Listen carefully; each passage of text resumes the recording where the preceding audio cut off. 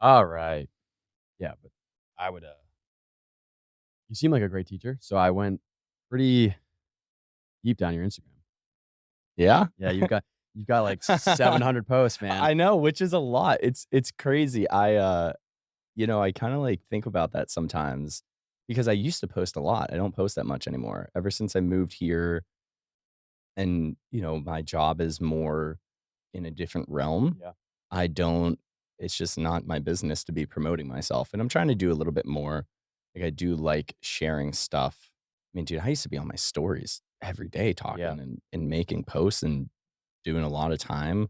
Yeah, what caught your eye? I'm just curious. A lot of things. I took notes. But Oh. I loved, well, so, I mean, it seems like when you started, it was back in 2018, and, yeah, you were pretty heavy into so it looked like you got certified by the Chek Institute in 2019. Mhm. Was that the beginning, or did you have? So, beginning of maybe, like, my journey in that realm? Yeah. Um, hmm, sort of. I graduated from Penn State in kinesiology, Okay. and I was like, in the realm of human physiology, anatomy, performance, I was always pretty involved with, like, sports and biomechanics and pretty, uh, structured weightlifting, Mhm. which was kind of the start. Yeah. And then I excelled in science when I was in high school, and then I went to Penn State, uh, excelled in kinesiology there, taught physiology labs, taught anatomy labs, got to do cadaver dissections. Oh, wow. Yeah, pretty intense stuff. But it was awesome. It was so fun. Like my favorite memory of Penn State in terms of honestly, like even overall, like even more so than the football games and my friends was teaching labs there, Mm, which is really interesting. yeah. I used to teach my own lab of like 17, 18 students at a class that I took, and it was accredited. Like it was one credit. Yeah. And I taught like two or three labs a semester. Wow. And I got paid too, which was nice. And I get paid for like 10 hours a week and I'd put in like 4. And they like knew everyone knew that. Everyone Yeah. knew like you didn't have to do that much. Yeah, yeah.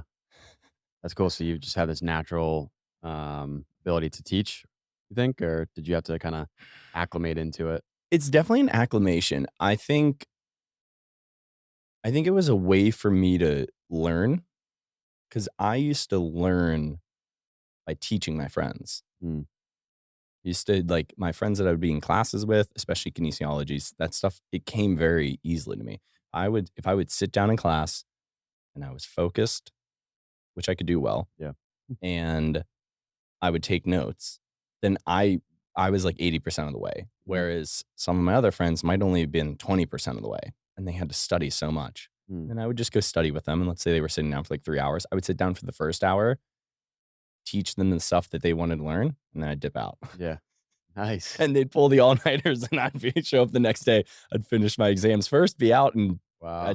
I would do well on them. You retained it pretty quickly? Yeah, and I don't know what that is. I don't know if, part of it is genetic, part of it is me growing up and, like, being interested in sciences and things like that, because I wouldn't say I'm that skilled in. I mean, I'm good at, like, I don't know if you think of, like, the soft sciences. Like, I don't know what the opposite side of the spectrum is from, like, biology and physics and things like that. I don't know if I don't you know, my Western ideas makes me think it's, like, reading and writing, but I don't know if that's necessarily true, right? Mhm. Um, yeah, I don't know. Yeah, maybe it's just because you had a natural fascination for that subject. Yeah, I Maybe. did. I definitely did it. I was talking with my friend yesterday about how, I was fascinated with that stuff when I was younger. It's actually funny is I was a very, like, talkative, kinda confrontational kid in school, and I actually got suspended when I was in 2nd grade. Oh, 2nd grade. 2nd grade, I It's was pretty young. for 2 weeks because I'm allowed to swear on here, right? Okay, cool. Because another kid called our substitute teacher a bitch, and another teacher tattletaled on me and said it was me, and I got kicked out of school, Oh, and my mom was like, "This is" my mom I didn't understand necessarily what was going on, but it was at the end of the school year that happened. My mom was like, "You're not going back to school. I'm not putting you back in," and I, like, somehow still graduated. wait, she didn't wanna put you back in because She because was it was mad at you absurd. or No, or no, that no, because it was so absurd. okay. Because she knew I didn't do it. She knew me. I knew who did it. I watched it happen. We were, like, in the bathroom, so we were kinda, like, secluded, Mm, and there was a teacher sitting outside, and she was like, "Matt, you need to come with me." And I was like, "Okay." And she took me down to the principal's office, and then, like, I learned later, like, what kinda transpired, and I don't even know. It's like my memory of a yeah, memory, right? yeah. I definitely didn't do it, though. Uh, yeah, and then I was homeschooled for 2 years after that. My mom was, like, fed up with this, and my mom was a teacher, and I was 3rd and 4th grade. My older brother was, yeah, 5th and 6th grade, and she homeschooled us, and it was an interesting part of, like, my I don't have a ton of I never felt, like, isolated. I lived in a thriving neighborhood. Mhm. I don't even remember it affecting that. I just remember we'd wake up, we'd do our school for, like, little books, do our little books for, like, 2 hours, and then we'd go bowling, we'd do ice hockey lessons, we'd go to museums, we'd go outside, we'd Yeah. go do family stuff. It was just like, yeah, I just don't go to school anymore. Yeah. Wow. So, yeah, I wonder how that I mean, because 'cause you're not really in a group of kids. You're not as just with your brother, you said? Yeah, 2 brothers. But I was always involved. I was definitely playing baseball at the time. I was playing ice hockey at the time. Mhm. I was Okay. So, definitely yeah. skating and So biking in the neighborhood with my friends. So I was still involved. Like mm, that's what my comment earlier in that was like, I don't remember it ever it never like isolated me. yeah. I don't remember it affecting it at all. Mhm. I just remember me being like, yeah, you losers at school. I'm out there having fun. See you when you get off the bus. Yeah, so I wonder how that, like, just because you're very passionate, you're very enthusiastic, so going back to your Instagram, you just have a lot of energy. It's like a lively energy, and Thanks, man. it's not very common. Yeah. I mean, and there's definitely some people out there that have that energy, but it was very nice to see, and, like, all of your posts, you just seem very genuinely passionate about what you're bringing to the table, which is holistic health, Yeah. right? Yeah. Yeah. Well, yeah, that was like, that was what I used to do Do you more. mind? Sorry. Do you Yeah. mind just pulling this a little bit? Because like, the Being as loud. a little bit louder, yeah. Cool. Oh, you want it closer? No, farther away. Okay, cool. Yeah, Better? I think so, yeah. Because this is, like, a little bit lower. Alright, yeah, Cool. cool. I Anyway, see yeah, I see you can you having kinda it close, so I feel like yeah, I want it close. This is good. yeah, that's good. Cool. Cool. Um, I also talk a little loud, so that makes sense. Enthusiasm. Enthusiasm, let's go. Yeah, I'm still so interested in holistic health. I feel like it was, like, part of the evolution, right? I feel like I'm more invested in now in, like, culture. I've just recently kinda put that summary on it. I pay attention, you know who Chris Williamson is? Yeah, Uh, I when love his podcast. I know, same, I love it. When I looked at his podcast the other day to share it with someone, it said culture on it. Mm, Like, that was, like, the category, yeah, and I was like, "I think that's what I like now, yeah. like, culture." I feel like that's, like, what I like, I don't know, that's my interest now, Mhm, whereas maybe back in the day, it was more holistic health and nutrition, and I'm still into that stuff, obviously, yeah. but it's just been, like, a natural progression. Mm, Uh, yeah, I've just always been a fan of, with the Chek Institute, it's hydration, sleep, nutrition, movement, breathing, and mindset.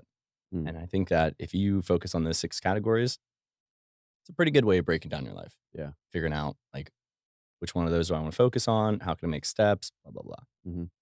And so is culture kinda missing from that? And rel not really relationships and No, no, nowadays, I like talking about, like I like exploring. I like asking people about dating and modern dating and, a little bit of politics, but more like ideas around different topics in politics. mhm, And when I say culture, I also mean like cultures all around the world. Like yeah, something that has always fascinated me is evolution and anthropology and how, I took a class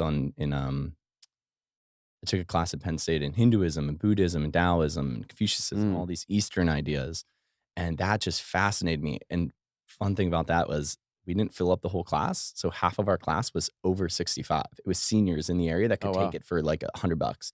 So I'm talking about Hinduism and Buddhism with 65-year-olds that like are reading it with me. Yeah, It was actually really fascinating because you get to see this like, how do they how do interpret they it. yeah, Yeah. exactly, and they Yeah. were, like, they were so into it, you know what I mean? Because they were paying to be there, they wanted to be there, Mhm. rather than us that are like Well, it's also like they've had 65 years of experience, and exactly. so when you're that old, you're investing your time more wisely because it's scarce. Mhm, So they must have genuinely been very interested in that class, and to talk to older people at a young age when you're like 20 something years old, I mean, it's kind of a cool, opportunity to mhm, pick their brain. Um, that's cool, yeah, so I kinda noticed as I was progressing in your Instagram, like, that you were honed in on these different, um, modalities within the Chek Institute, and so, for people that listen, they might not know who Paul Chek is, and mhm, there's one quote that I saw you post a few times, and it was, "Sooner or later, health will be your number one concern." mhm. And, I really like that because it's true. I mean, as you get older, uh, the average American may, uh, face some unfortunate circumstances, but maybe in your case, in our case, and people at Squatch, they won't have to deal with kind of like a slam in the face because we're practicing on a daily basis, weekly, monthly, at a young age already. Mhm. So, yeah, man, I would love for you to just kinda if you wherever you wanna, kinda start, just describe who Paul Chek is and what like, how did you find the Chek Institute? And maybe, like, we could get more into the Chek Institute specifically. Yeah, yeah, perfect. So, how did I get into how I found it? Started off at Penn State, always been involved with that stuff. I actually when I was at Penn State, I had kinda 2 routes. I was either gonna go into research and teaching because I was good at that, which I found out I didn't like. I did, like, research externships, and Mhm. I probably just wasn't in the best spot. I'm like their little grunt, like, Yeah. doing the bitch work. I actually did, like, kinda like the first step of, like, Oura rings, but we were using cell phones to track athletes' stress levels Mm. and how that related to injury. Like, essentially, like, like, the starting of Whoop Yeah. back in, like, I don't know, 2015, I think. Okay. Um, and then I also worked for chiropractors, and I did 2 different roles at a chiropractor place. Both were very intimate, very, like, intense in a good way of lots of work, which was really awesome. And then after Penn State, I moved down to Marietta, Georgia to go to Life University to be an applied kinesiologist, which is a certain type of chiropractor. And I got there, I was already accepted to getting like my first semester schedule and stuff. I was like, this is so much time, like so much time learning, like so Mm. many credits. And I was like, I don't think I'm gonna be able to get a job during this. Like, this is like really gonna take up like all of my entire life. And I was like, okay, I'm not 100% bought in. Let me just like, are you guys cool with me like backing off for a semester? They're like, yeah, you get a year. You can reapply to after a year, but you get Mhm. a year to start Okay. essentially. I was like, okay, cool. I'm just gonna work here. I'm gonna figure it out. And then I got introduced to Paul Chek. I think it was by Aubrey Marcus. Oh no, Okay. no, I'm sorry. It was by the Mind Pump Media guys. You know them? No. They're pretty cool. They do a really it's more like bodybuilding, more like entry level, what I would say, like fitness stuff. Mhm. But they're really good. They Mind Pump Media, they're pretty cool. I haven't listened to them in so long. It's pretty wild how I haven't listened to them. I used to listen to them so much. Mhm.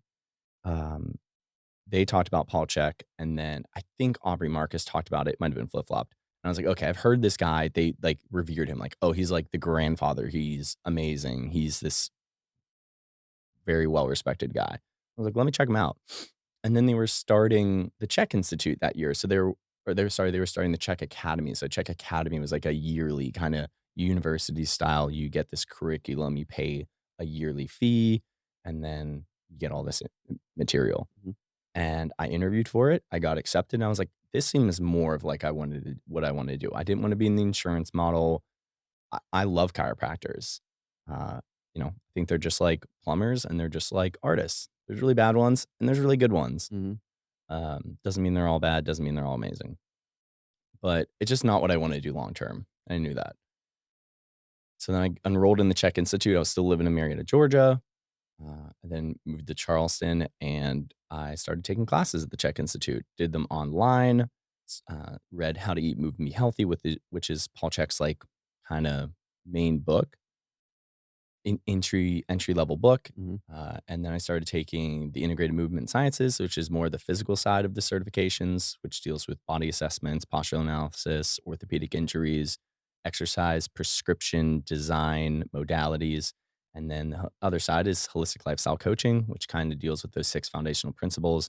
How can we use behavioral coaching? How can we take where you've been, where you are right now, where do you want to go in relation to nutrition, movement, hydration, all those things, um, to make you a happier and a healthier person. So Paul Chek is kind of the head of that.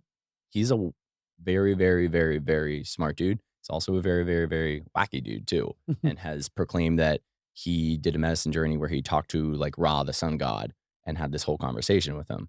So don't take everything he says for like I mean, he's really smart. But he also said he talks to the sun god. Yeah. So, There's one thing that comes to my mind. I had my buddy Noah Urbina on. He works at Squatch, and he talked about his journey with this Kava kratom botanic. And I think it was Paul Chek who said this is like he was praising it, and not to say that um, it isn't helpful. This kratom botanic helps people that maybe are doing pharmaceutical like opioids and all these different things. But there are people that aren't doing opioids and they get into this kratom botanic and they, like Noah, got really addicted. So I've heard about that story. for It's me, kind of crazy. yeah, yeah. So for me, I looked at Paul Chek at first. I was like, this guy's like a guru with health. And then I saw that and I was like, he's not totally accurate there. Yeah. And like every human being has errors, Yeah, you it's know. it's it's just funny when people will nitpick and be like, "Oh my god, he said this, this, and this." I'm like, "Yeah, so do you. You say It wrong happened. stuff all the Yes, time." You know yes, what I yeah. mean? I will say though, like Paul Chek, in terms of holistic health, in terms of he provides a very great foundation to like why people make their decisions related to health. He actually has this really cool concept, and I think people I haven't talked about this in a while, but he Mm, has this thing called the 4 doctors. yeah. You heard about it? You saw that? You I probably saw saw it. some posts I about it. saw it. Yeah, yeah, Doctor yeah. Sleep, Yeah, or is it Doctor Quiet? Doctor Quiet, Doctor Happy, Doctor Movement, and Doctor Diet. Okay. You start with Doctor at least you usually start with Doctor Diet. Let's start off before this.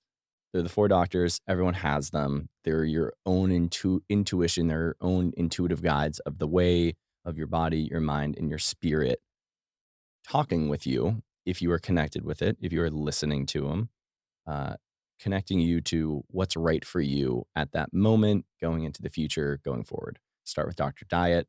It's like, how does your body react to food? So, for instance, if you eat a crappy meal and you get bloated, you get acne, you get lethargic, that's Dr. Diet telling you, hey, man, those foods probably aren't great for you. Maybe it's some specific foods in there that are a little bit more inflammatory in general or a little bit more specific to you, or maybe that like fat to protein to carb ratio, animal food to plant food ratio is not the best for you.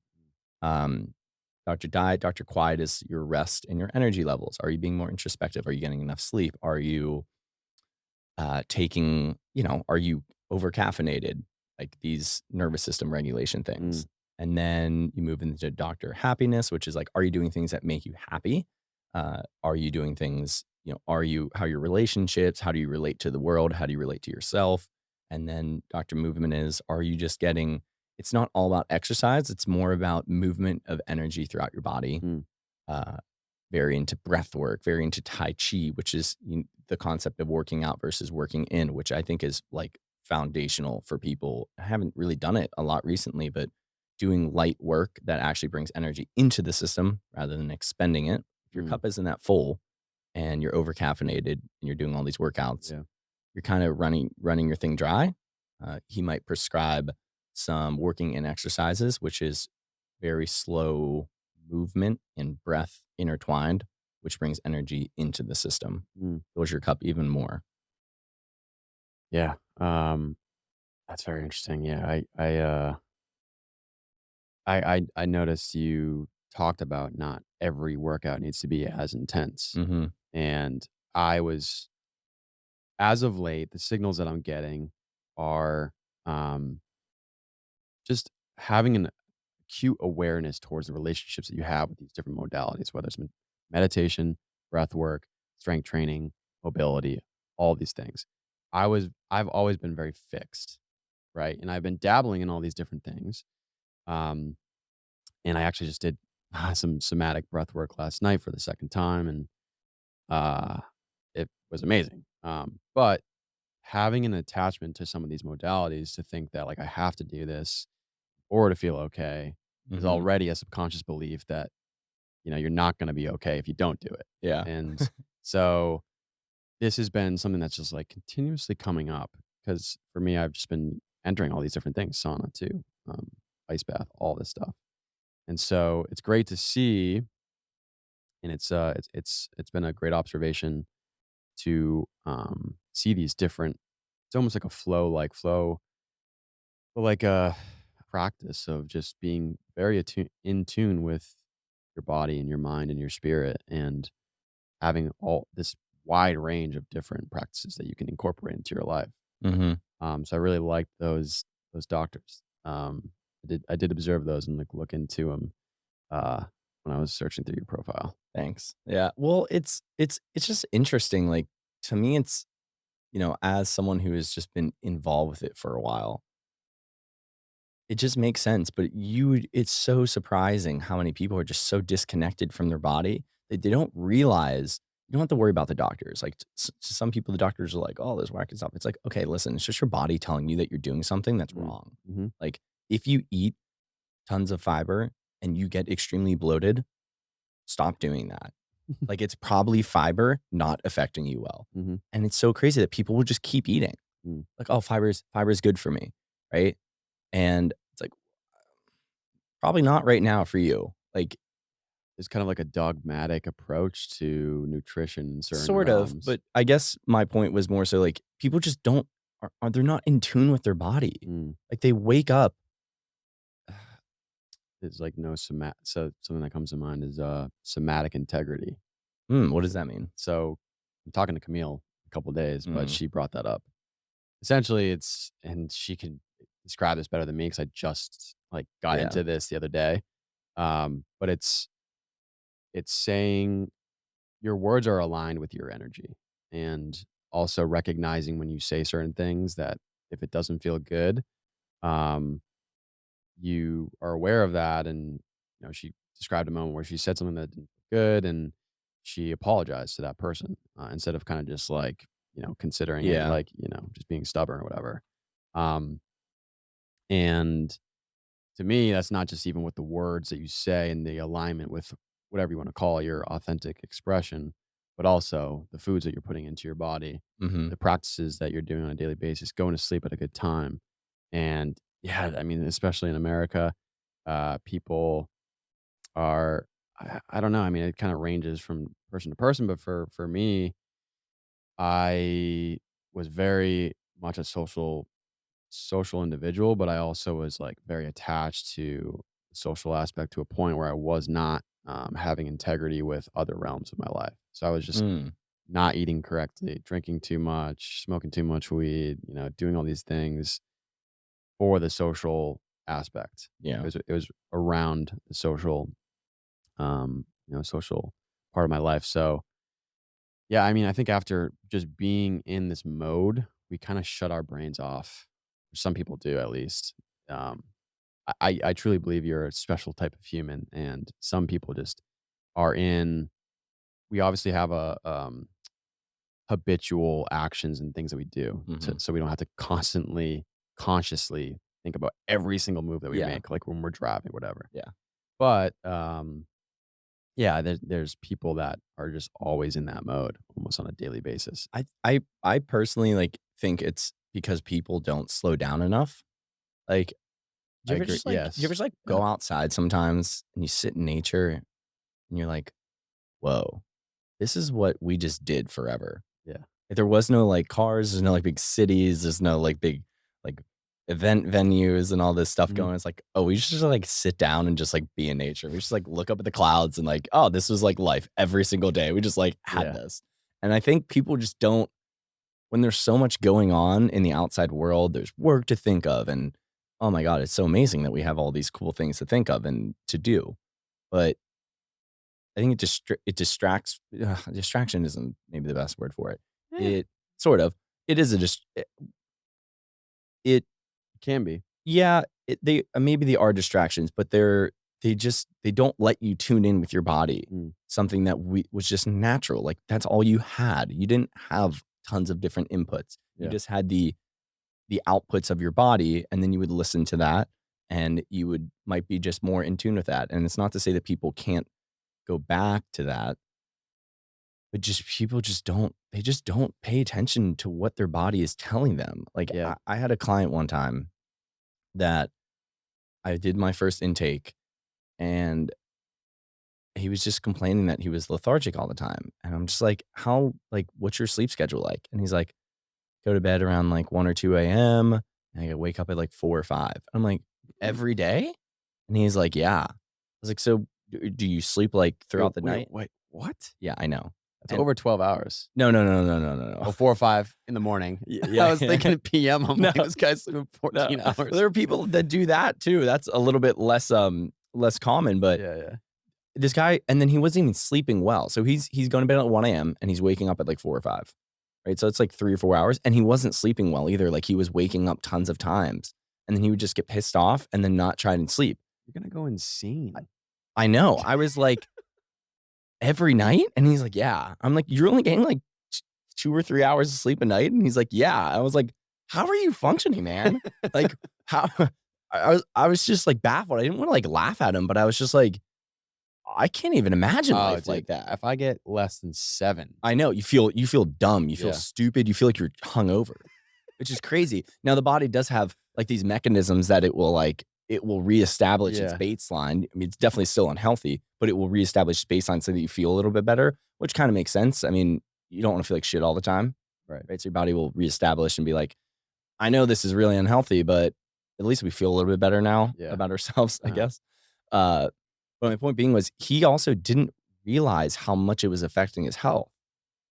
And I was just like, "That's so insane." Like, he was coming for personal training, he was coming for help, so good on him for doing that, but it was he just lost his connection with how this basic Well, uh, so I think it's what you just said. So we are such adaptive creatures. yeah, So for him to be able to do that, his body, his mind, was able to adapt in a way to be able to have that baseline of 4 hours of sleep and be okay and yeah, functioning. Whereas me and you are like, if I don't get 8 hours, I'm a fucking cranky mess, yeah, right? And then we are good at rationalizing and being okay with this. And so maybe, I can just kind of think, embody within my own experience. I've done maybe, every, Americans typically drink 1 to 2 times, maybe 3 times a day, and they have like 10 servings, and that's normal. And alcohol? alcohol, Okay. yeah. And for me, that's not normal anymore, No, but it used to be, and yeah, it was okay. And I was younger, so my body was healthier, mm, um, or just, just ripe, yeah.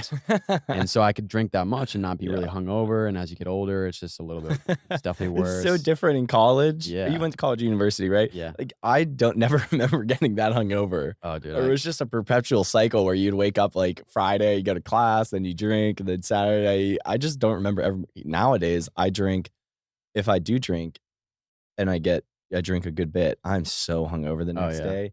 It, like, makes me wanna rethink my entire life. It's like, well, 1, you don't probably drink as much, I'm assuming, as you did. Sometimes I do. You do? No, Okay. yeah, you're right. Yeah, so I think that that specific client that you had just might have been so they've been rationalizing that their sleep is okay because 'cause they're in all the other aspects of what they're doing in their waking hours is just consistently being rationalized, and, they're not taking the time to, check in on all these different things, Mm, and I can totally see how people can do that. I mean, but to us, as we are around so many people that constantly remind us to just like get better, to improve, yeah. and that takes a conscious awareness towards what you're doing. So yeah, and going back to what you were saying, how distraction, being very busy. I can totally embody that as well. I recently went on a retreat like a couple months ago, and I just like to prepare for it. I stopped drinking as much caffeine. I haven't had alcohol in 4 months, and How eating. dare you? I know it's fucking crazy. Um, and just been like overall over the course of the past year, just been really in a good mode with these different realms. Um, but lately I've been kind of in a grind mode, and I've still maintained, movement and all these different things, but my mind has been very preoccupied. So I just told you I'm doing 3 episodes in a row. Yeah, I did two so Saturday and Sunday that's a last lot. weekend, and then I did one the weekend before that, I think, and the weekend before that.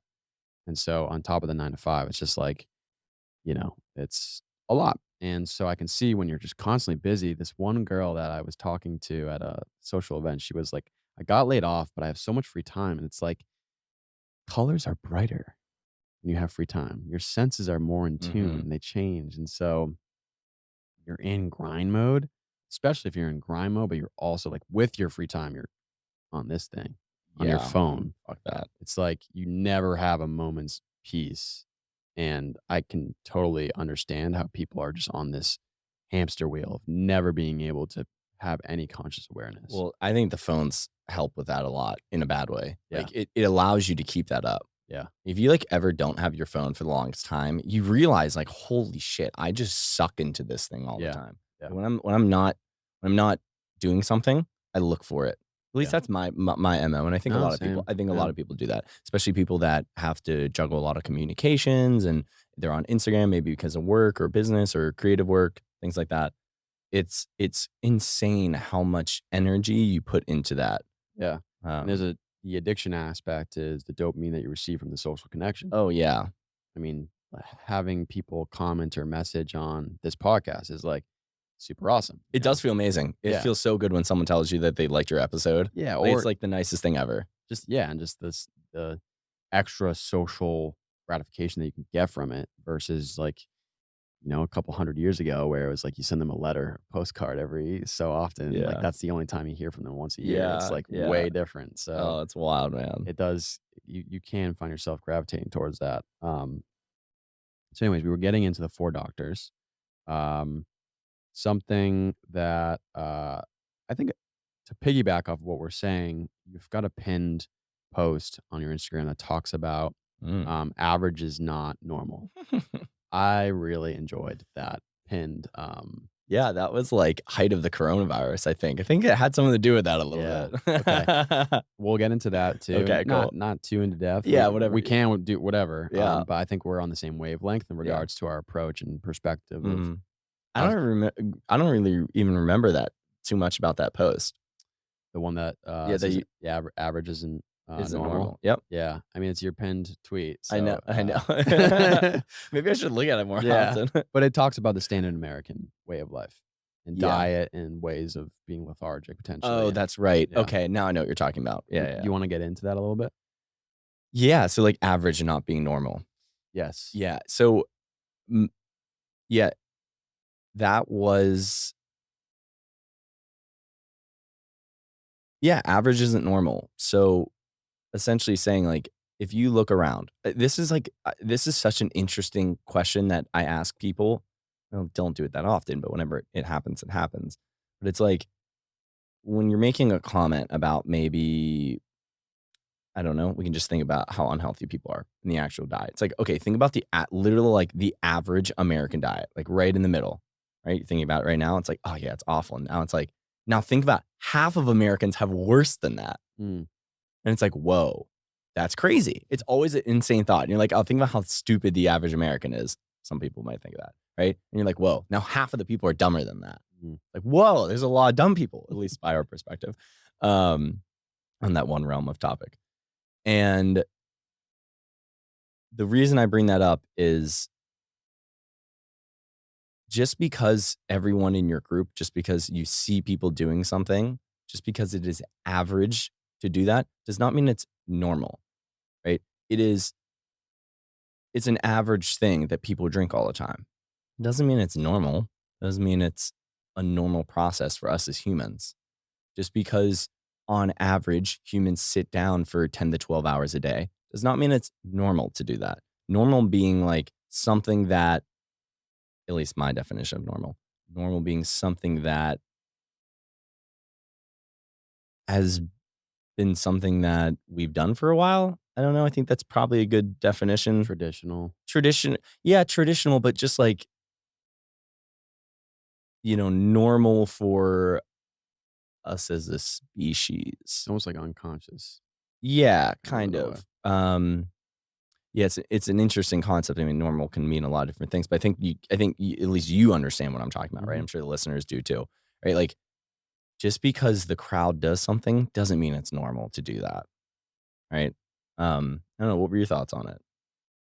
Um, I think it's just a good eye opener for a lot of Americans. It was just a great message to see because, um, yeah, it was nice for me to be able to display that to potentially friends or family or people that I care about that maybe don't share the same lifestyle as me in regards to like constantly trying to improve and my Mhm. health and reevaluate my unconscious habits and being able to describe it in the way that you did.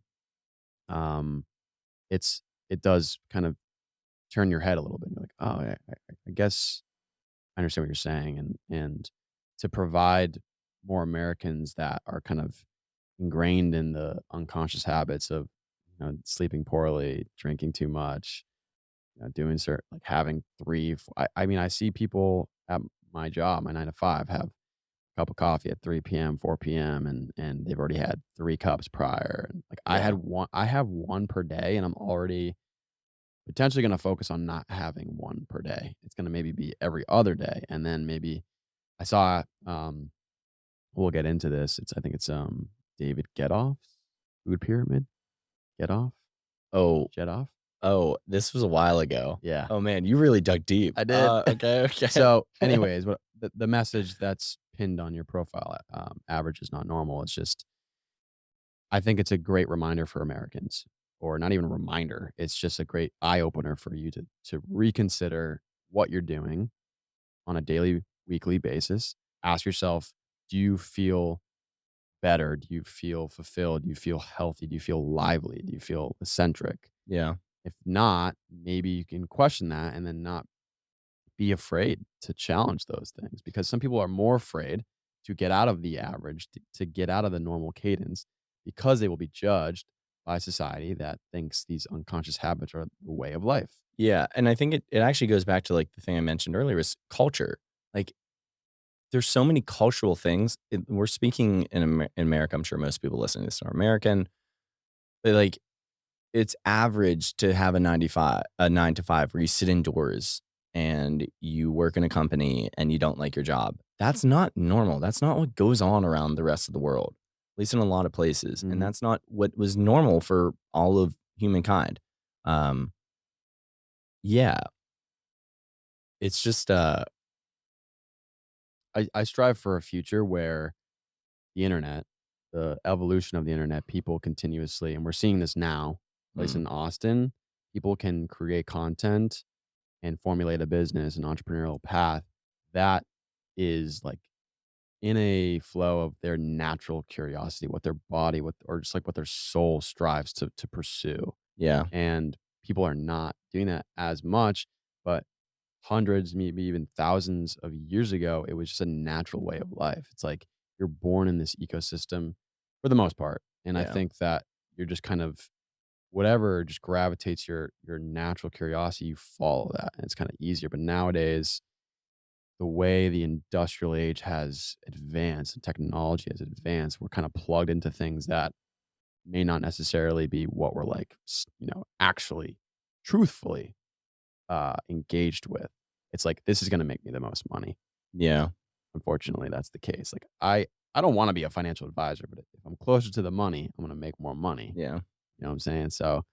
And, so that was yeah, that's how I kind of processed that post. And I really appreciate it because I know there's plenty of people that they might, they might turn their head and be like, huh, yeah, I think I understand what he's saying here. And it could bring up Yeah. some motivation. And that was during a really intense time. I don't remember the date specifically, but I think I remember where I was in life. I think I was in Charleston in a specific apartment. So I remember that it was like 2021 or something like that. And I think I think my intention was just to show like just because everyone around you is doing something does not mean that that's a smart thing to do for you, nor does it mean that that is like a normal way to act. Mhm. So I admired your courage during some of the COVID lockdowns. You were able to Mhm. just, in a professional and eloquent way, talk about. I think you used one meme, one meme where it was like Scooby Doo and Yeah. the COVID head. Pulling off. Let's see who's behind this Yeah, mystery. who And was it? What was it? I Well, well, so it was the COVID, like the little COVID the virus. virus molecule, and then you pull it up, and it's like the American Standard Diet Oh, yeah, that's pyramid, right. food That's right. pyramid. Yeah, because we were just finding out that obese people okay, I remember this. So, it's kinda sucks because none of my stories got to keep I used to be so much more prolific on my stories, which is like a blessing and a curse because it's kinda all gone. I mean, I can still go back to my archives, but why would I ever do that? Mhm. And, like, how would I even know You what I you wanna look for? could, but yeah, Yeah, it's a it's just lot. weird. It's just weird. There's a lot of stories back there. You have to Yeah. scroll through them all. I'm like, "What did I say on this day?" You know what I Yeah. mean? Uh, yeah, and that was at a time when people were denying people just it was just highlighted, like, there's this huge issue that everyone is fat and sick. I mean, I just listened to, Robert F. Kennedy Jr., who's running for president this year Yeah. on Breaking Points, and I was directed towards that, because of his interaction with Crystal on vaccines, which was really did you listen to this interview?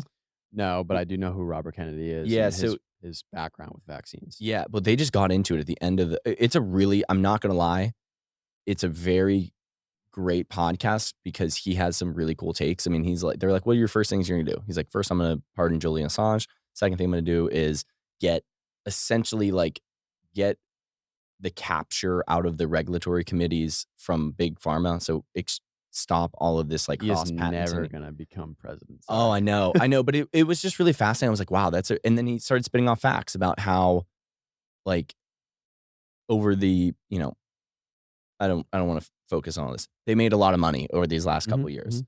and just about how that all works and how we spend the most amount of money on healthcare, and we're, like, some of the sickest Yeah. people, Yep. like, Central American countries like Nicaragua and Costa Rica are, like, better than us. Don't Yeah. quote me on that, but some of those countries are better than us in health outcomes, Mhm. and the reason why is because we reward I mean, the system rewards why if you were a doctor, you don't get paid for getting people out of your clinic, but that's what they say they wanna do, right? Like, there's this whole just complete dichotomy of maybe not dichotomy, this whole complete just hypocrisy of what the actual system is made for, what the intention is, and everybody knows it, but, I don't even know why I started bringing this up, but, Robert Kennedy, you were talking about the meme that you had in your post yeah, and that's yeah. right, that's right, that's right. So, it is just insane how people just weren't I mean, there's that video of de Blasio being like, "Oh, Yeah, I'll yeah, eat yeah. a burger. Just we get fries with this." I was like, Get vaccinated. I know, it's so crazy.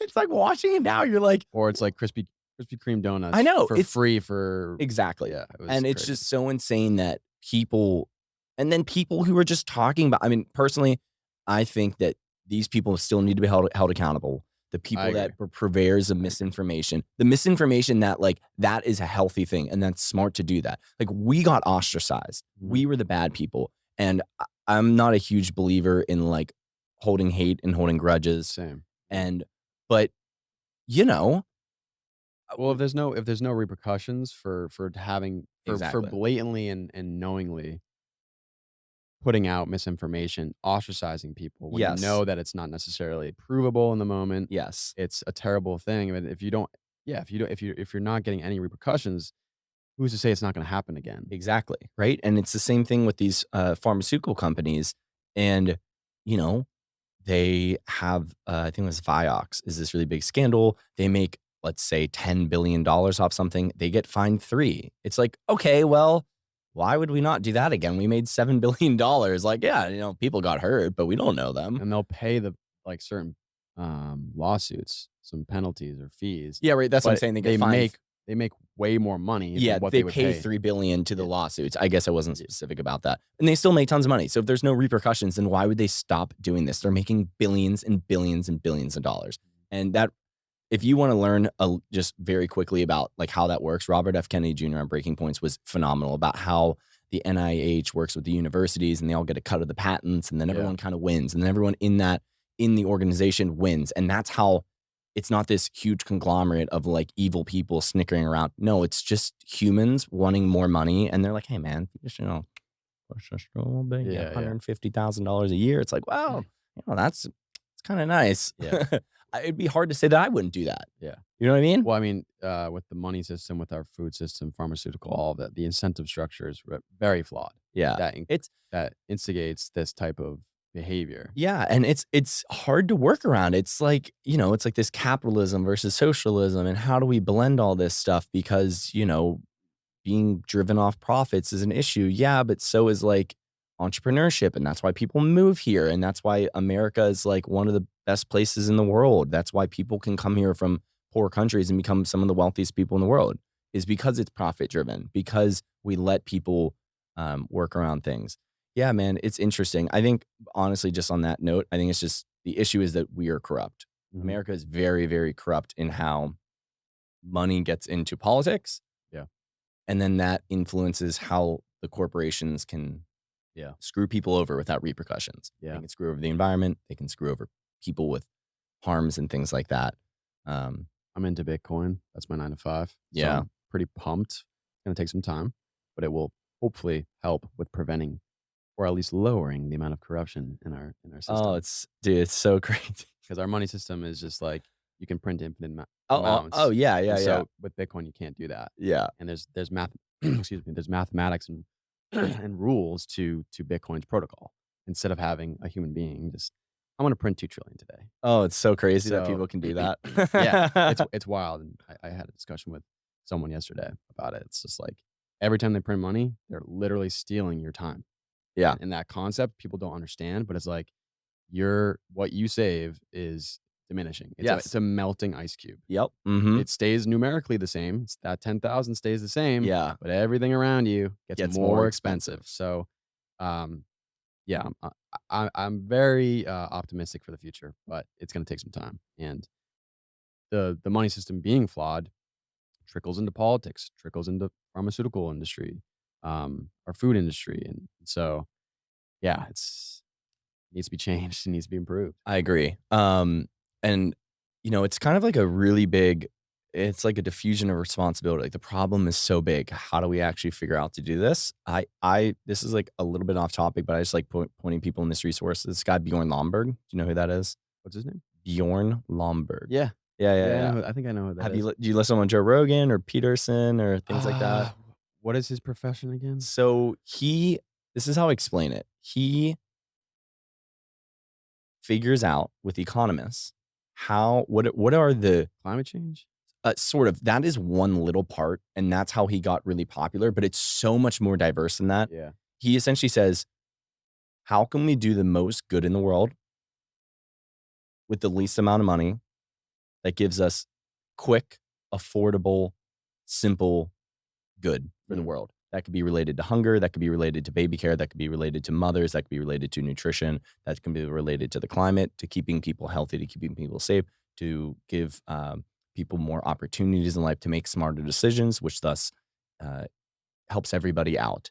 You help out all these 4 billion poor people in the world, it's going to make the world a better place. They're going to Mhm. make smarter decisions. Right. Uh, I just love pointing people in his thing because he just is like, yeah, like you invest $10 in this, you get 600 back. It's just math. Mm. You know what I mean? And if you invest $10 in this, you only get like 10 back. And like that's not really the smartest thing right now, at Mhm. least. Yeah. One thing is like solar panels. He's like, listen, investing in solar panels and like EV cars, a lot of inputs, costs a lot of money. There's a lot of environmental factors into that, like all this mining for these things, and you got to dispose of it. He's working with all these crazy economists to focus on one little issue. Like, okay, like how destructive is like a car battery? They figure out, Yeah. they do all the numbers, right?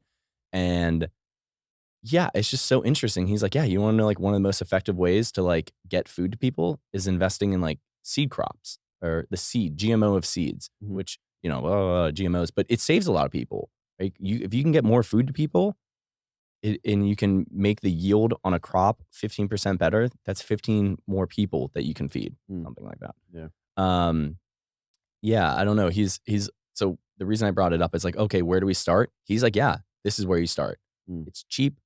Like he came out, his recent book is these 12 ways, 12 very specific ways of how we can do really good in the world related to a bunch of issues that affect a bunch of people. Mhm.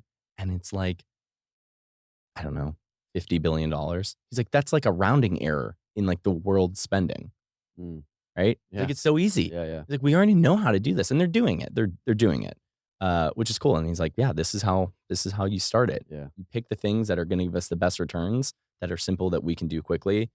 And what's cool is we can maybe talk about corruption a little bit in this politics thing. They instituted, I think it was in Bangladesh, uh, this system of, it's essentially like eBay, but for government work. So essentially, right now, the way, and at least in America, the way the government works is like you kind of have bids, but you work with certain companies a lot.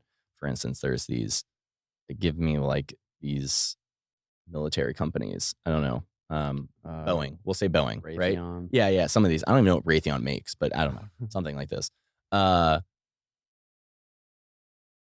Boeing just gets all these contracts, right? But in Bangladesh, essentially what they're doing is the government puts up a job. Hey, we need 10 airplanes. Something. It's probably not as Mm. important as that. Yeah. That's a little bit very specific. Hey, we need like this metal, right? For the airplanes that we're going to make.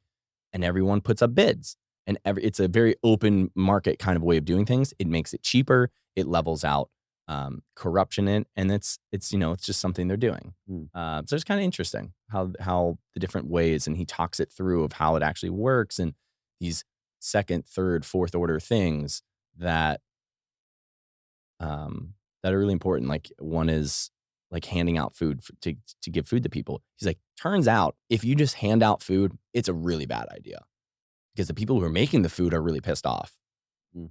And the people who are actually handing out the food, when they get $100, they go to like the cheap store and they buy the cheapest food and they only spend like $70 and then they take 30 for themselves.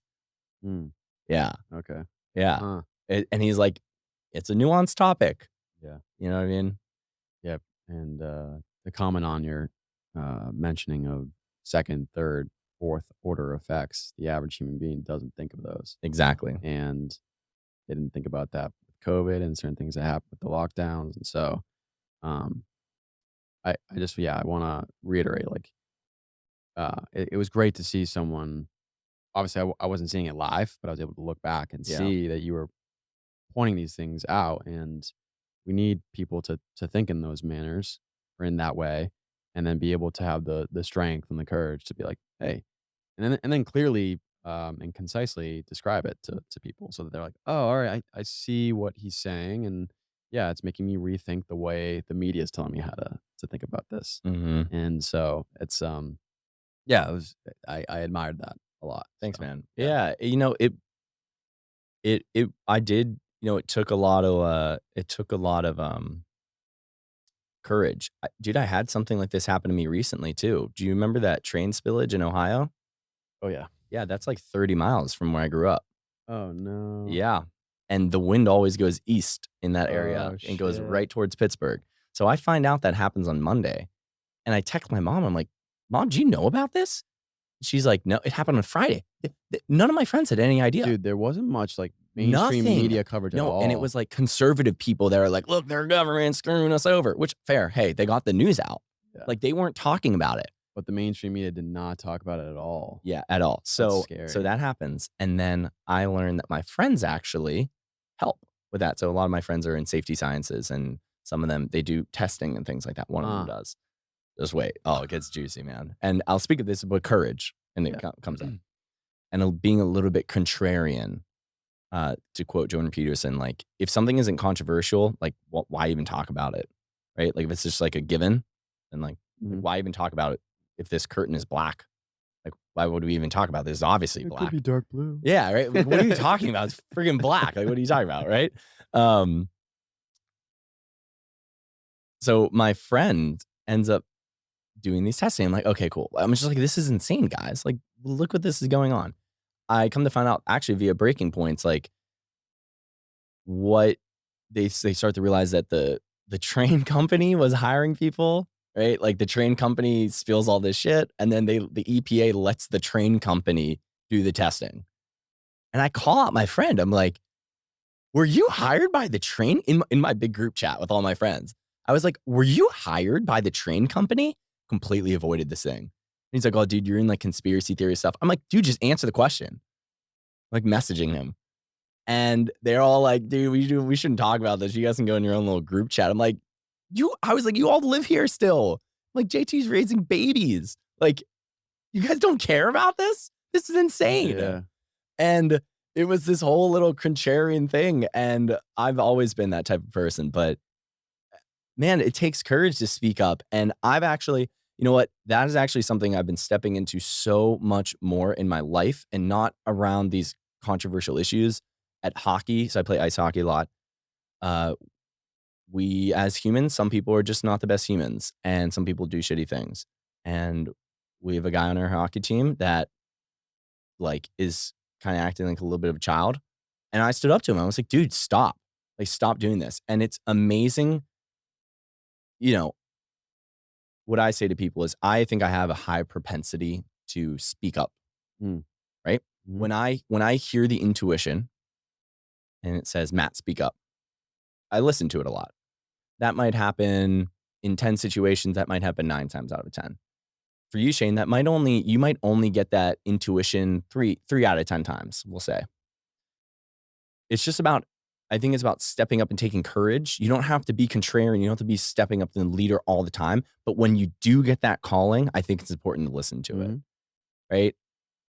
Just in your own life, and whether it's in your family or a certain situation, just speaking out and saying something. Dude, I called 911 because I thought this girl was getting human trafficked the other day.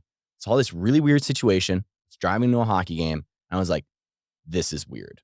I don't have to go into the details of what I saw, but I was like, I don't want to do this right now, but I think I should do this.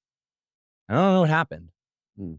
But it's just like standing up and just taking courage and listening to yourself and taking action. And when you get this intuition, I'm learning to lean more and more into that of when my brain, I don't know what's going on. Whenever something tells me do this, usually it's better. Usually it works out in the end. And when I don't listen, I regret it a lot of times. Yeah. Yeah, no, that's, oh, wow. I know I was all over the place there. No, that was I mean, you kept it in the same realm Yeah. of like intuition, courage, speaking out. And yeah, it's hard because some people just don't like conflict.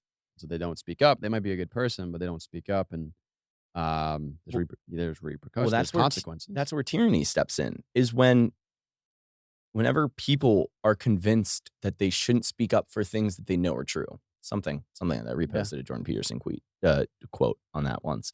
Like, when they convince people to not speak up against common things that they know to be true, that's tyranny stepping in. Right? Yeah. When you know that, like, when you know that walking into a restaurant with a mask on just to sit down and take the mask off is just the most absurd thing, and you're just willing to do it, and it's like, oh, don't be a contrarian, Matt. Like, we don't have to deal with this. It's like, no, everyone knows this is stupid. I'm not wearing it. And But when you sit down, though, it protects it's the dumbest thing ever. When you're in the booth. Imagine telling people that like 5 years ago. Like, this is the smart thing to do, guys. This is trusting the science. Yeah. And you get ostracized if you don't do that. We had people building outdoor patios because it was outdoor in New York City, and then they would cover it, and it was indoor. Yeah, because it's like outdoor. it's a little outside. Is it? So they considered it outdoors. Yeah. But it was enclosed. Yeah.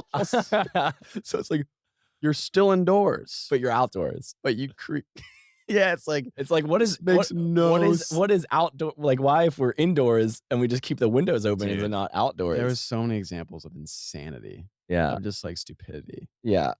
Anyways, it just goes to yeah, it's just we need to reevaluate, like, our actions and, like, Yeah. how we deal with Well, things. it's just, like, such an interesting topic because it's like, how do you actually, like, progress through that? And it's just like It was scary for me. I mean, I felt like I had another friend, I'm trying to remember who it was, but, like, they were the oh, yeah, it was, a buddy of mine that went on the same retreat as me recently, and everybody, his family, his friends, all got vaccinated. He didn't, and he stood up and didn't get vaccinated. For me, I'm lucky because my parents, my sisters, like, certain other, friends were like, "I'm not getting vaccinated either." So, it was like, I had some support, but mhm. for some people, it's like my intuition tells me I shouldn't do this, and I'm not gonna do it just because everyone around me, the closest people around me are telling me to do it.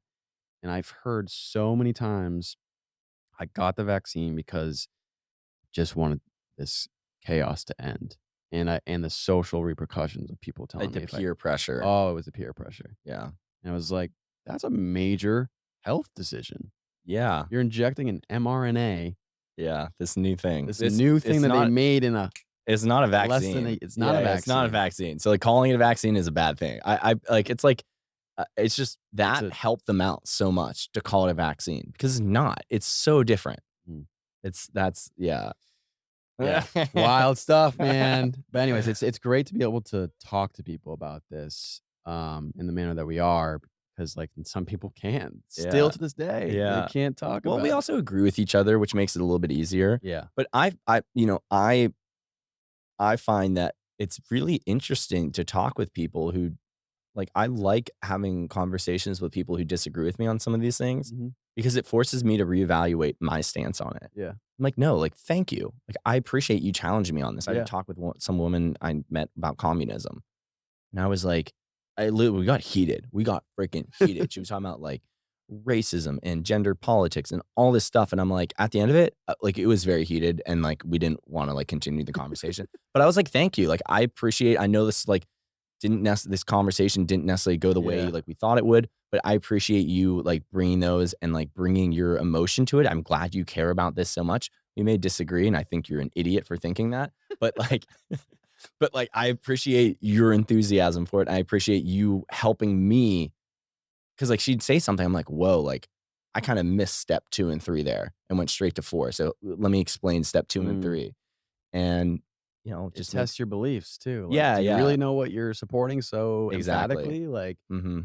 What are the repercussions of communism? Well, I think we've seen in the past millions of people dying. Yeah, Like, do we yeah, wanna try it again? Probably not. yeah. I had a Like, book. I was like, oh, this book, the Gulag Archipelago. I She's have it like, too. I yeah, haven't read it though, but either have I, it's either have I. huge. I was like, she was like, oh, what's that about? And I was like, oh, like like the gulags and Stalin and communism, how bad. She's like, you really think it's bad? I was like, oh Did man, you read the book or, like, I have you heard of, yeah, yeah. I was like, do you know about like Holodomor and all the gulags? She's like, I don't even remember what she said, but I was just like, oh God, well, let's go into this. that's where, like, the identity attachment to it is just, like, then your ego just, like, well, Well, it's just a pushes it lot of people aside. just don't know. A lot Yeah. of people, I mean, it's just unconscious. A lot of people don't know. I mean, do you know about Holodomor? Well, essentially, No, it I was don't. yeah, exactly. People don't know this. It's when Stalin and the USSR essentially starved out Ukraine, took all of their Okay. food and the kulaks, and they told them like, "Oh my!" It's just the craziest thing that in that culture, like I think a huge part with American culture is we have it so good that we don't realize how bad it could be. Yeah.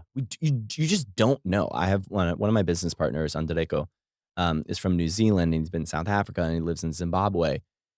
And yeah, I'll share this story about people not realizing. He shared the story with me. It's the craziest thing. So he's riding from one big city to another big city in Zimbabwe. He's in these cars and he's driving on these roads. And it's like a bigger highway. It's like a 2-lane road, but there's these huge potholes. He's like, the roads are so messed up, like bathtub size potholes, Oh, where jeez. if you hit it, you could die. And that's not only will your car be totaled, but you can die. That's how big these holes are. So you Mm. have to like go around them and they just won't fix the roads. And there's traffic lights that just don't work. They'll all be green at the same time. So it makes it even Oh, worse than wow. like just an intersection where you Huh. would stop. Yeah. Right. He's like, they just don't fix them. They just don't have the money for it. Yeah. Different place in the world. he's driving down the road and he sees every like 100 or so meters, there's people just like sweeping on the road, like sweeping dirt off the road. And he's like, I don't know his friend's name. Hey, Lenny, like, I don't understand. Like, this road is so bad. It's so dangerous. There's all these potholes. Like, why are they spending money on all these people sweeping the road? Like, it doesn't make any sense. The road is clean. And he's like, Andreka. He's like, they are not sweeping the road to clean it. He's like, those people take that, they gather it all up, they sift it out because they know that the cornmeal, the maize trucks drive on this road.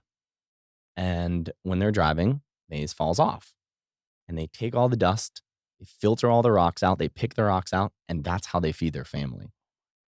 Yeah. Yeah. And Oh my god. that's crazy, isn't it? And Yeah. like, people don't in America don't realize how bad things can Yeah. get, how bad it is currently in the world. We just have such a it's only what's going on, right? Oh, Ukraine and all this stuff. Cool. Different topic. We don't have to get into that. But like, there's so many other things going on in the world. Yeah. And I get it. We got to live our life. We don't want to think about those things. But when you make decisions in politics and things like that, going back to Holodomor and in communism, they essentially ostracized the farmers and said, if you're fat, we know that you're keeping food. You're not giving food to the communism, the regime, the good, right? We'll kill you. So they know if they weren't like extremely skinny, they knew that they had food, right? They weren't giving all their food away. They'd ransack their house, they find food, they kill them all. So you couldn't hide food. And then if you thought that your friend was hiding food, then you would turn them in. So all throughout the USSR, everyone was just extremely petrified of like, will my cousin turn me in? Is my cousin a spy? Right? Like, is my friend a It's best just friend? constant fear. Yeah, it's like it's Constant fear. 1984, right? Yeah, Book. yeah. Yeah, the book. When they're just constantly thinking like, can I even think about this? Right? Yeah. Yeah. And I think just people don't realize how One aspect, like during COVID, I mean, I think Australia and a couple countries started to create camps. They immediately started to build camps Mhm. to take people away that I think weren't vaccinated.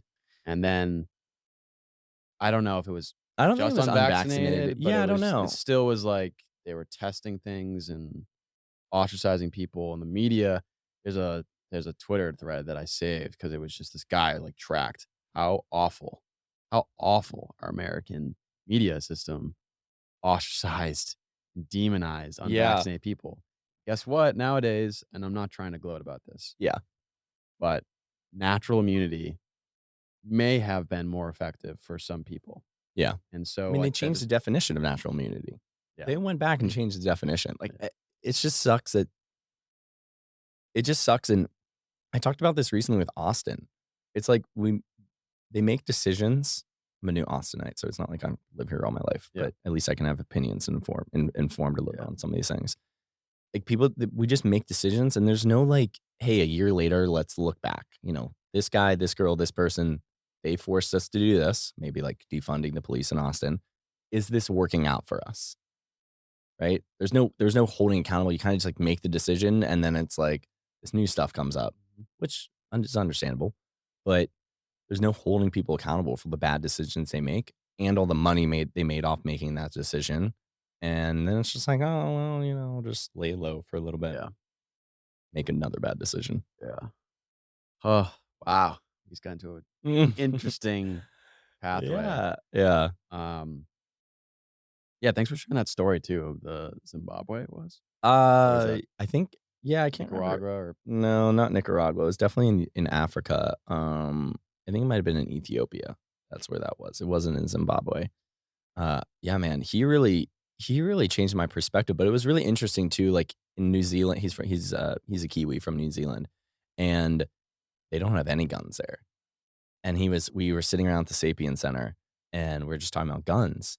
And he's just like, it's so crazy that you can just walk around and you think people have guns. And I was like, I personally don't have a problem with that. It was interesting to see his perspective, right? He's like, we don't need any guns. I'm like, yeah, but it's impossible. You can't do that in America.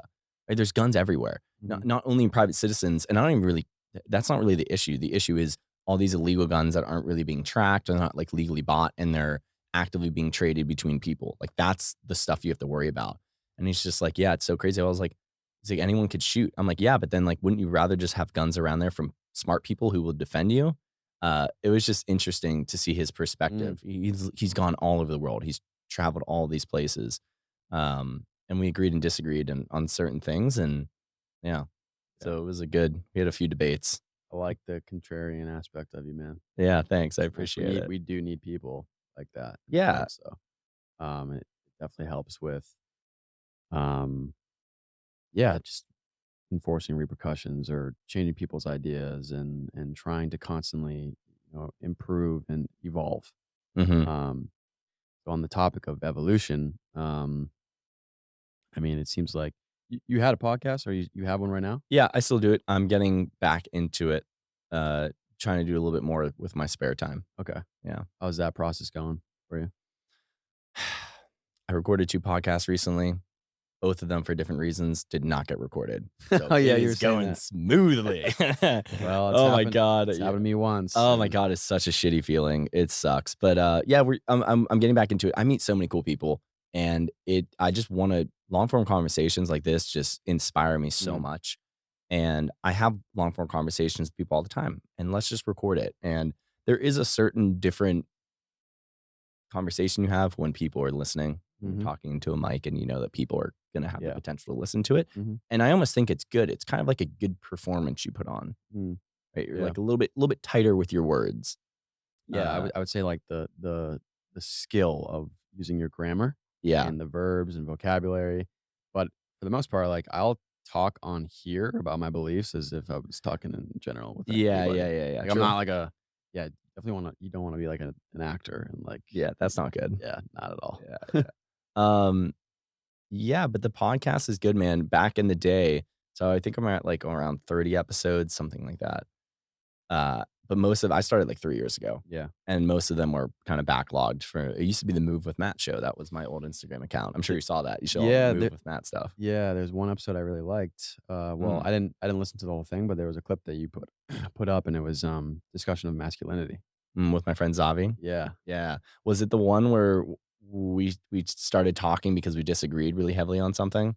It Um, probably was. It probably you had one where you were discussing your belief and I would say support for masculinity, mm, and then also there was another post where he started talking. I didn't get too into it, mhm. because I literally was trying to go through all like Yeah, your yeah, yeah. It's entire a lot of feed, stuff. but That's a good way back. but I was wondering if you, wanted to discuss that conversation Yeah, oh, man, I don't really remember it in depth, but because I know. I do think, like, masculinity nowadays is Oh, I'm happy to talk about yeah, that. yeah, Yeah, yeah. yeah. Well, I think the reason I made that post was I posted a clip about Joe Rogan and my friend Zavi, Yes, who I yeah, was good. Yeah, it's okay, yeah. so that we're talking about the same one. Kinda clapped back a little bit, and just not in a bad way, but it was a little clap. It was controversial. Mhm.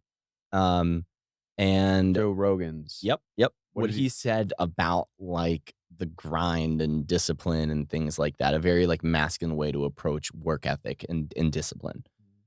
And he kinda disagreed with me. I was like, "Bro, come on my podcast. Let's just talk about it." You know what I mean? It was a good Yeah, thing. I was like, yeah, "Let's do it." And we started off with that, and then we kinda I guess we didn't disagree on everything, but we disagreed on a little bit of stuff. mhm. Uh, I don't even really remember what it was about, honestly. But in terms of, like, masculinity, I don't know what questions. I'm happy to delve into it all. Maybe if you have specific things. Um, yeah, I guess, there's, yeah, I'm wondering where we could start. So, What does how masculinity mean to you? masculinity oh, alright. Oh. Um, I would say masculinity means to me, how could I best describe this? I think that being a supportive I mean, it kinda depends on your scenario, Mhm, brother or father or, um yeah, I'm not really sure actually how to describe that. I mean, I think just having a strong male presence, within society, within your family is important, and that male presence is in a way you're protecting your family in a way, but some females nowadays that are on the feminist movement might think that there's, like, toxic masculinity, which is, like, an overpowering or I don't think that many females think that.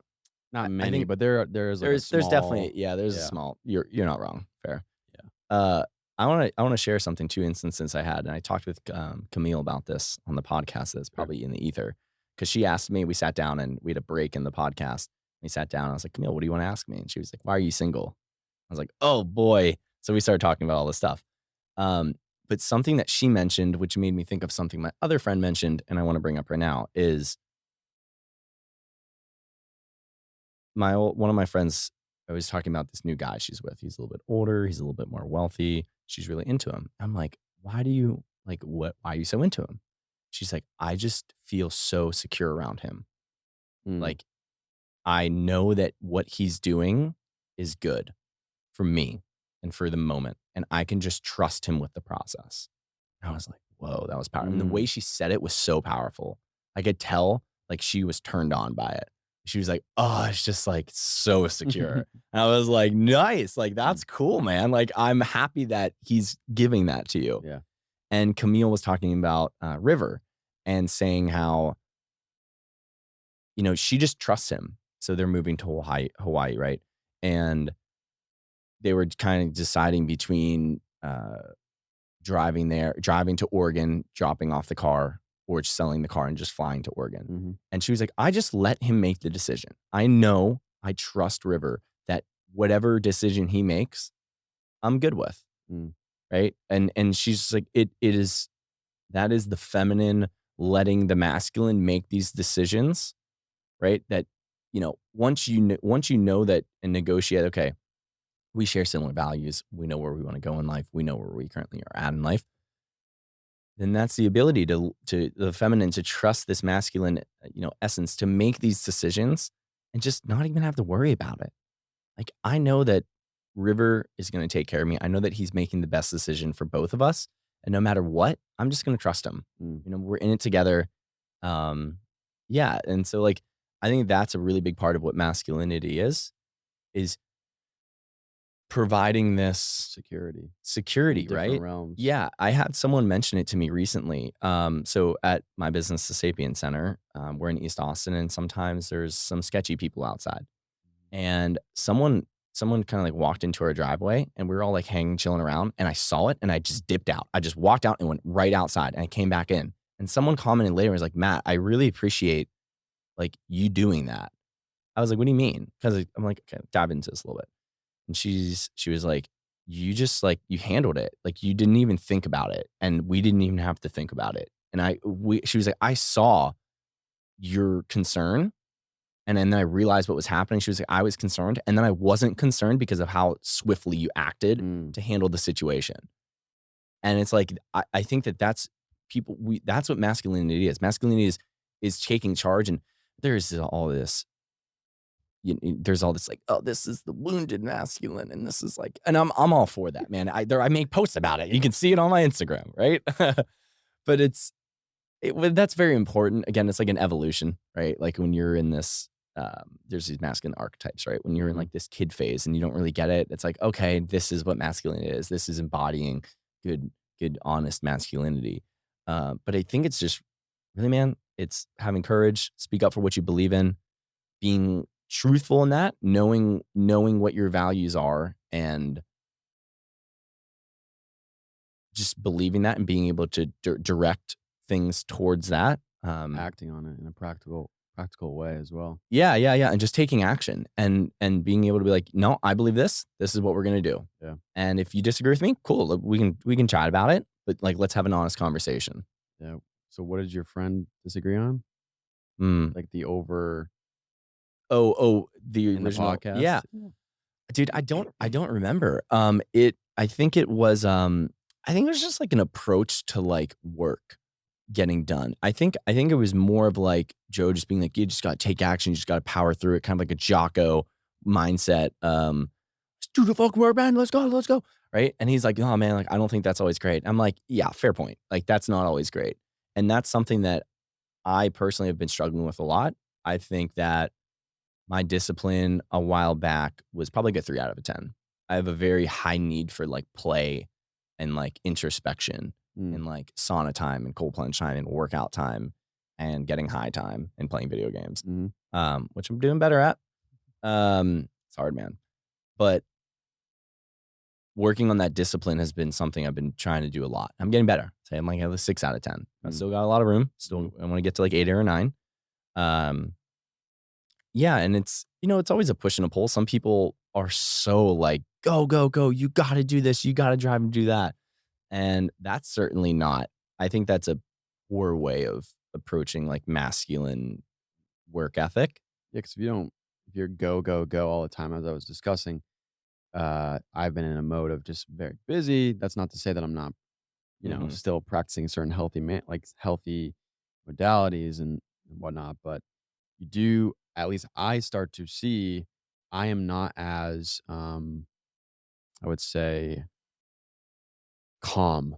Like, inner peace is just not as Mm, strong and grounded because I'm just like, podcast this day, podcast that day, podcast this day, and then my 9 to 5 for 4 to 5 days. yeah. And then it's back at it. And so if you're not and to granulize into that, it's like you're just your nervous system, your mind is like I did like the past couple or few months, it's like I've been falling asleep gracefully Mm. and over In a the good way? in a good way. Yeah. Are you saying that you're not doing that I'm anymore? not as yeah, I mean, I'm still getting decent sleep, Yeah. but my mind is more active and Yeah, I'm as in more, like, bed. stressing about things and kinda thinking about Yeah. all this Yeah, stuff. just thinking about the podcast and thinking Yeah, about yeah, yeah. relationships and thinking and it's all good things. Like, I'm I really agree. happy with, Mhm. like, where I'm at in life, but at the same time, it's like it's just a flourishing of energy and a flourishing of How opportunity. do you deal with that? Because I have some ideas around dealing with that. Right now, I mean, it's kind of novel, right? Like, Ooh. this is kind of a novel. Like the podcast it really started to kick off at the very end, or I'm sorry, at the very beginning of this year. And so I've also, I did an ayahuasca retreat. So there's a Mm. lot to take in and integrate with that. And, so it's right now, I meant more specifically with the sleep thing. with the sleep thing. Okay. Like, when you're up late at night. Well, I start to shut the shades off, pretty even when it's light out. So I go to bed early. Wake up at 5:30, so I go to bed I try to be in bed by around like 8 PM. Whoa. I 8 That's 8 impressive. 8 or That's impressive, 8:30. especially a huge biohack that I realized that I hate is being West in a time zone. It sucks Yeah. because it makes the day later, Mm, right? Like, it makes the sun rises later in the day and the sun sets later in the day. yeah. Uh, So it's a little difficult for me right now because I would probably, uh my sleep schedule would be in tune with the sun rising and the sun setting, but mhm. because I have a 9 to 5 and You it's have to wake fixed, up at a it's like certain time. yeah. Yeah, exactly. So I'll just shut off, I'll turn my um, omit sunlight in my apartment, turn the temp down to, like Yeah, yeah, yeah. 67 degrees. I'll have my phone in a totally different room. I won't be on my That's a phone. big one. Yeah, I won't be on my phone for at least like an hour before I hit bed. Are you And pretty then, good with that? yeah, That's hard, man. it is. It's been hard, but I've been Do you pretty. live alone? Yeah, Okay. It's yeah. harder when you live alone too. Oh, okay. At least I think it is because Yeah, I could it's see that. it's Yeah, easier just to get sucked into it yeah, a little yeah. bit more. At least in my relationship to that.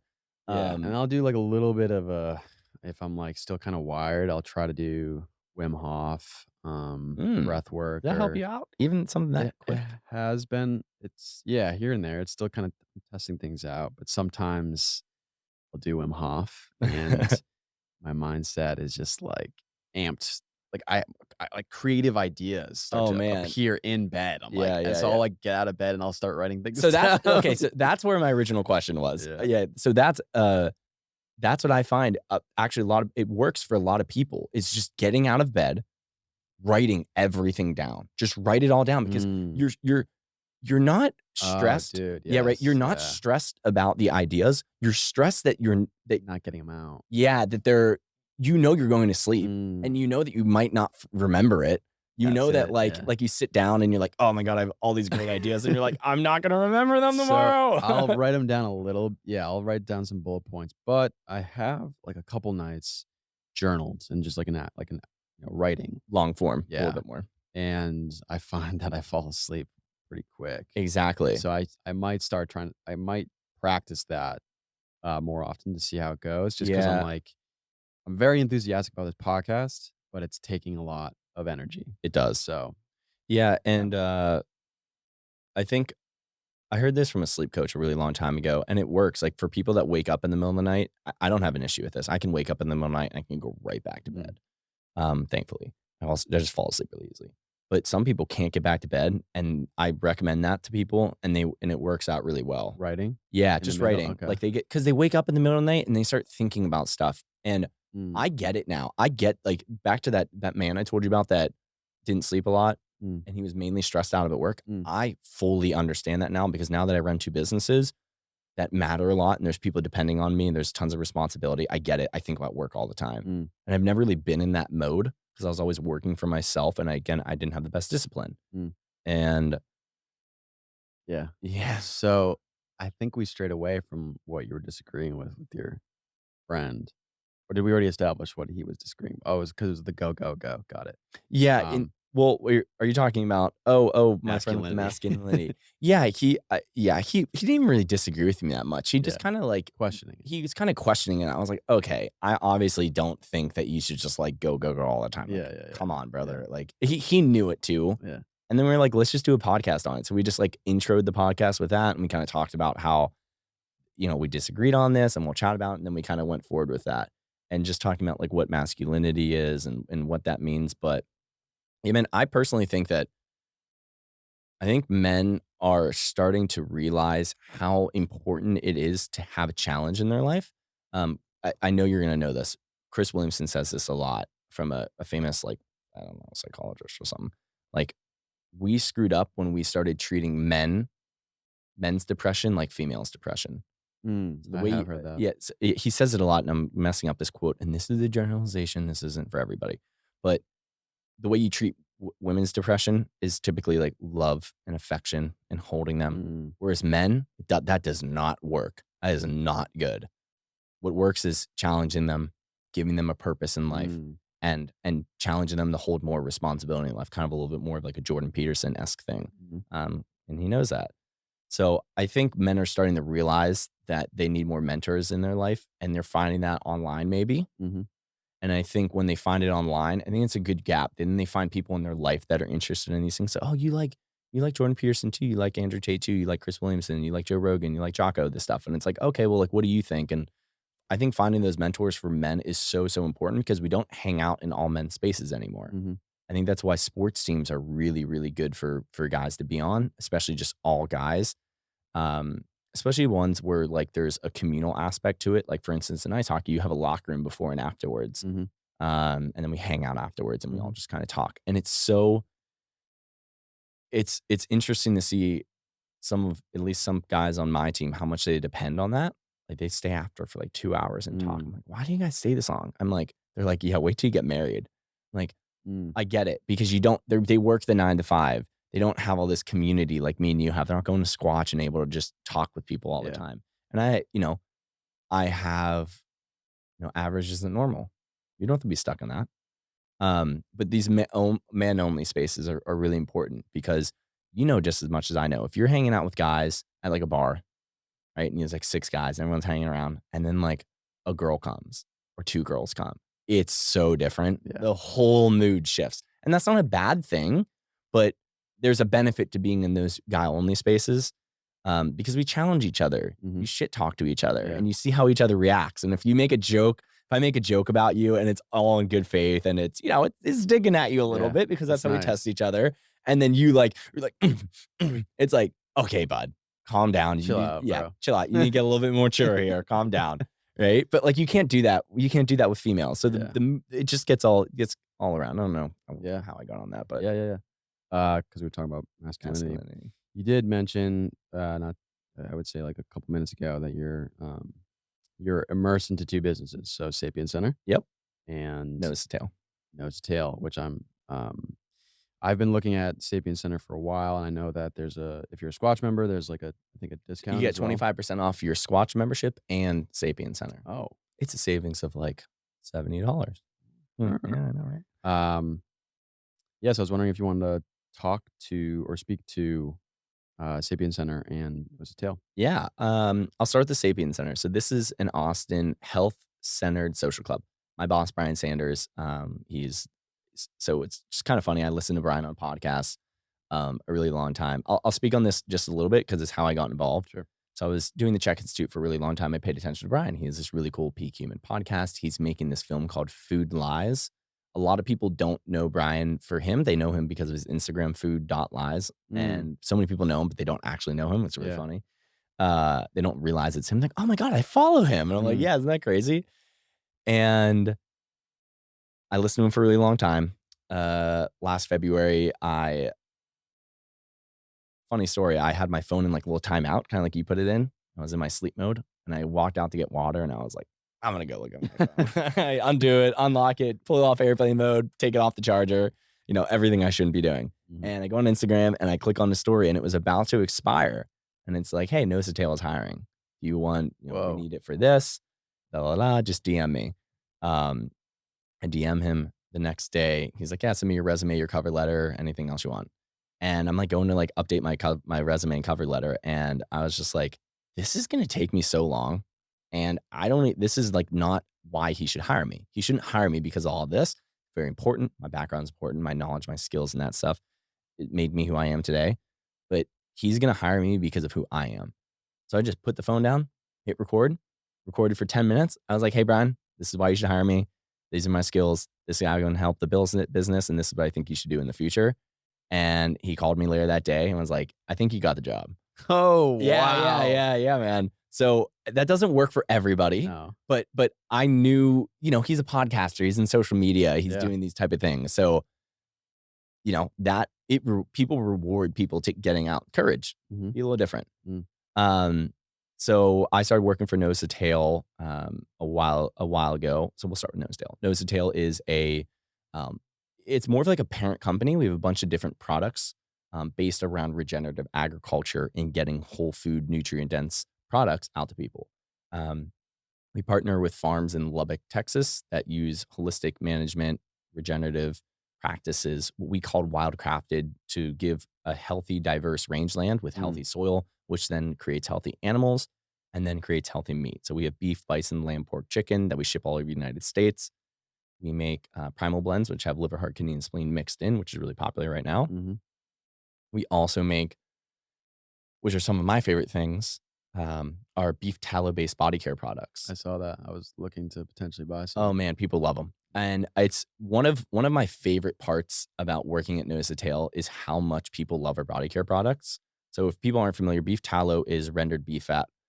It is one of the oldest ways that people used to care for their bodies. You used to put this fat tallow on your skin and it's food for your skin. That's why our main product is called skin food.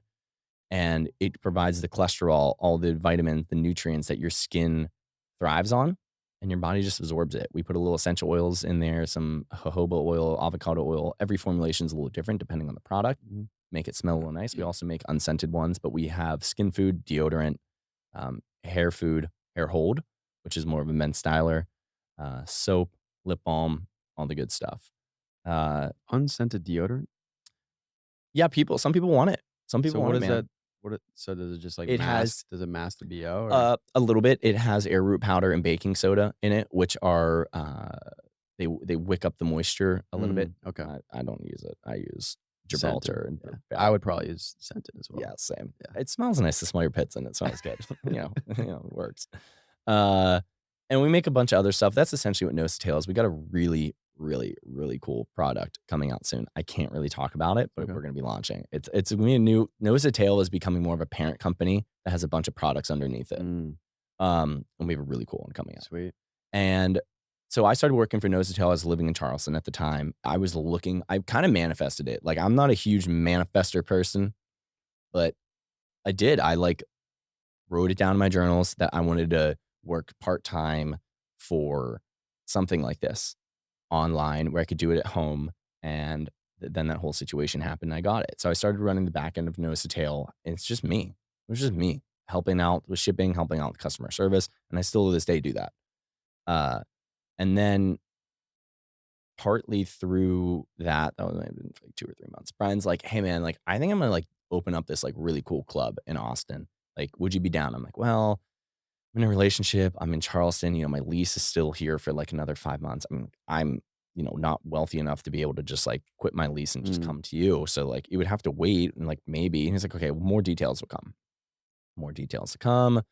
I wanted to get out of my relationship. I needed to get out of my relationship. Mm. And that was a huge journey and decision for me. And I'm so grateful that I had the courage to make that because it was probably the toughest decision I've ever had to make in my life.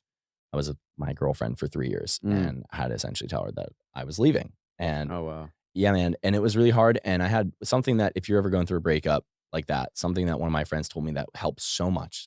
He's like, "Have you ever done this before?" And Yeah. I was like, "No, no, no, sorry." I'm like, "No." And he's like, "Good. Then it's gonna be tough. Like, you've never broken up with someone that you've lived with for 3 years. Like, it's gonna be hard, dude." And you can say that about a lot of things, but it really lightened it for me a Mm. lot. I was like, "Okay, cool. Like, you're right. I have never done something like this before. This is completely new." Um and then I moved to Austin last July and helped Brian open up the Sapien Center. So this is a health-centered social club in East Austin, right down the street from Squatch. Mhm. We're membership based. We're an event space. We thrive on being a third space. So typically in antiquity and in history and all around the world, people spend time in three spaces. They spend time at work. They spend time at their home life with their family, and then they spend time in a third space. That could be a pub, that could be a sports team, that could be like a women's club. Mhm. It's just it's a space outside of your home and outside of your work that you hang out at. A social club. Squatch is definitely a third space. Yeah. People come here all the time just to hang out, Yeah. right? Yep. Like they're literally they have like our friend Chelsea. Literally, it just Chick show bro? yeah, yeah, chick bro Chelsea. She just showed up one day and was like, I was like, "What are you doing?" And she's like, I'm just Hanging out. hanging out. Nice. I just want to talk to people." And I'm Yeah. like, isn't it so cool that Mm. that's it, the gym is that open of a space that you can do that, right? And that's what we want at this that's what we're trying to do at the Sapien Center. And if you want to become a member, we have a thriving community that personally professional development. We start businesses together. We help each other grow. We do workouts together, sauna, cold plunge. Mm. We grill together. We have jam sessions, and we're a hub for also events that maybe aren't necessarily bar focused. We do free events, but we also host things. We did a butchering class. One of our members killed an axis deer, brought it to the center, put plastic everywhere, laid it out, and with one knife cut the entire animal and killed it. Did everything. And my boss Brian was like, it was so cool because at the end there was just like a spine left, Damn. which is a little gruesome, but they processed the entire thing. They ate all the organs, they ground it, they made all the steaks, they got all the meat. But like, if you're into that, you want to Mhm. learn how to do that. It's really cool. We do breath work, we do singles events. Ellie Rome does it, Yep, right? Ellie. Yeah. Yeah, I Ellie just does had them her all the on. time. Oh, dope, dope. Yeah, yeah. Yeah. So she does a lot of them. She does breath work every month, kind of like a somatic breath work, which I Mhm. just find the word whatever. I mean, we can use it. Somatic? What does that even mean? It's just It's like people just yeah. use it. You just throw it on. Like this is a somatic podcast right now. It's definitely an overused Yeah, it's just buzzword, it's like but there is, it's like, good. a It's value to it. there is value. It's like the word holistic. It's like what does it even mean? What are you really doing? Yeah, It's what are like you doing? It's just like an extra word that puts you in like a little niche, which is yeah, okay. It's yeah. okay. I just had to comment on that. I see that all the time in Bitcoin, and they use blockchain, and it's Yeah. such bullshit. It's like, what blockchain? Anyways. Yeah, yeah, yeah. So she does breath work there, and then she's actually been doing like Wim Hof things every day. I think it's like every other week where she Mhm. hosts a bunch of people and they use all the cold plunge at the Sapien Center.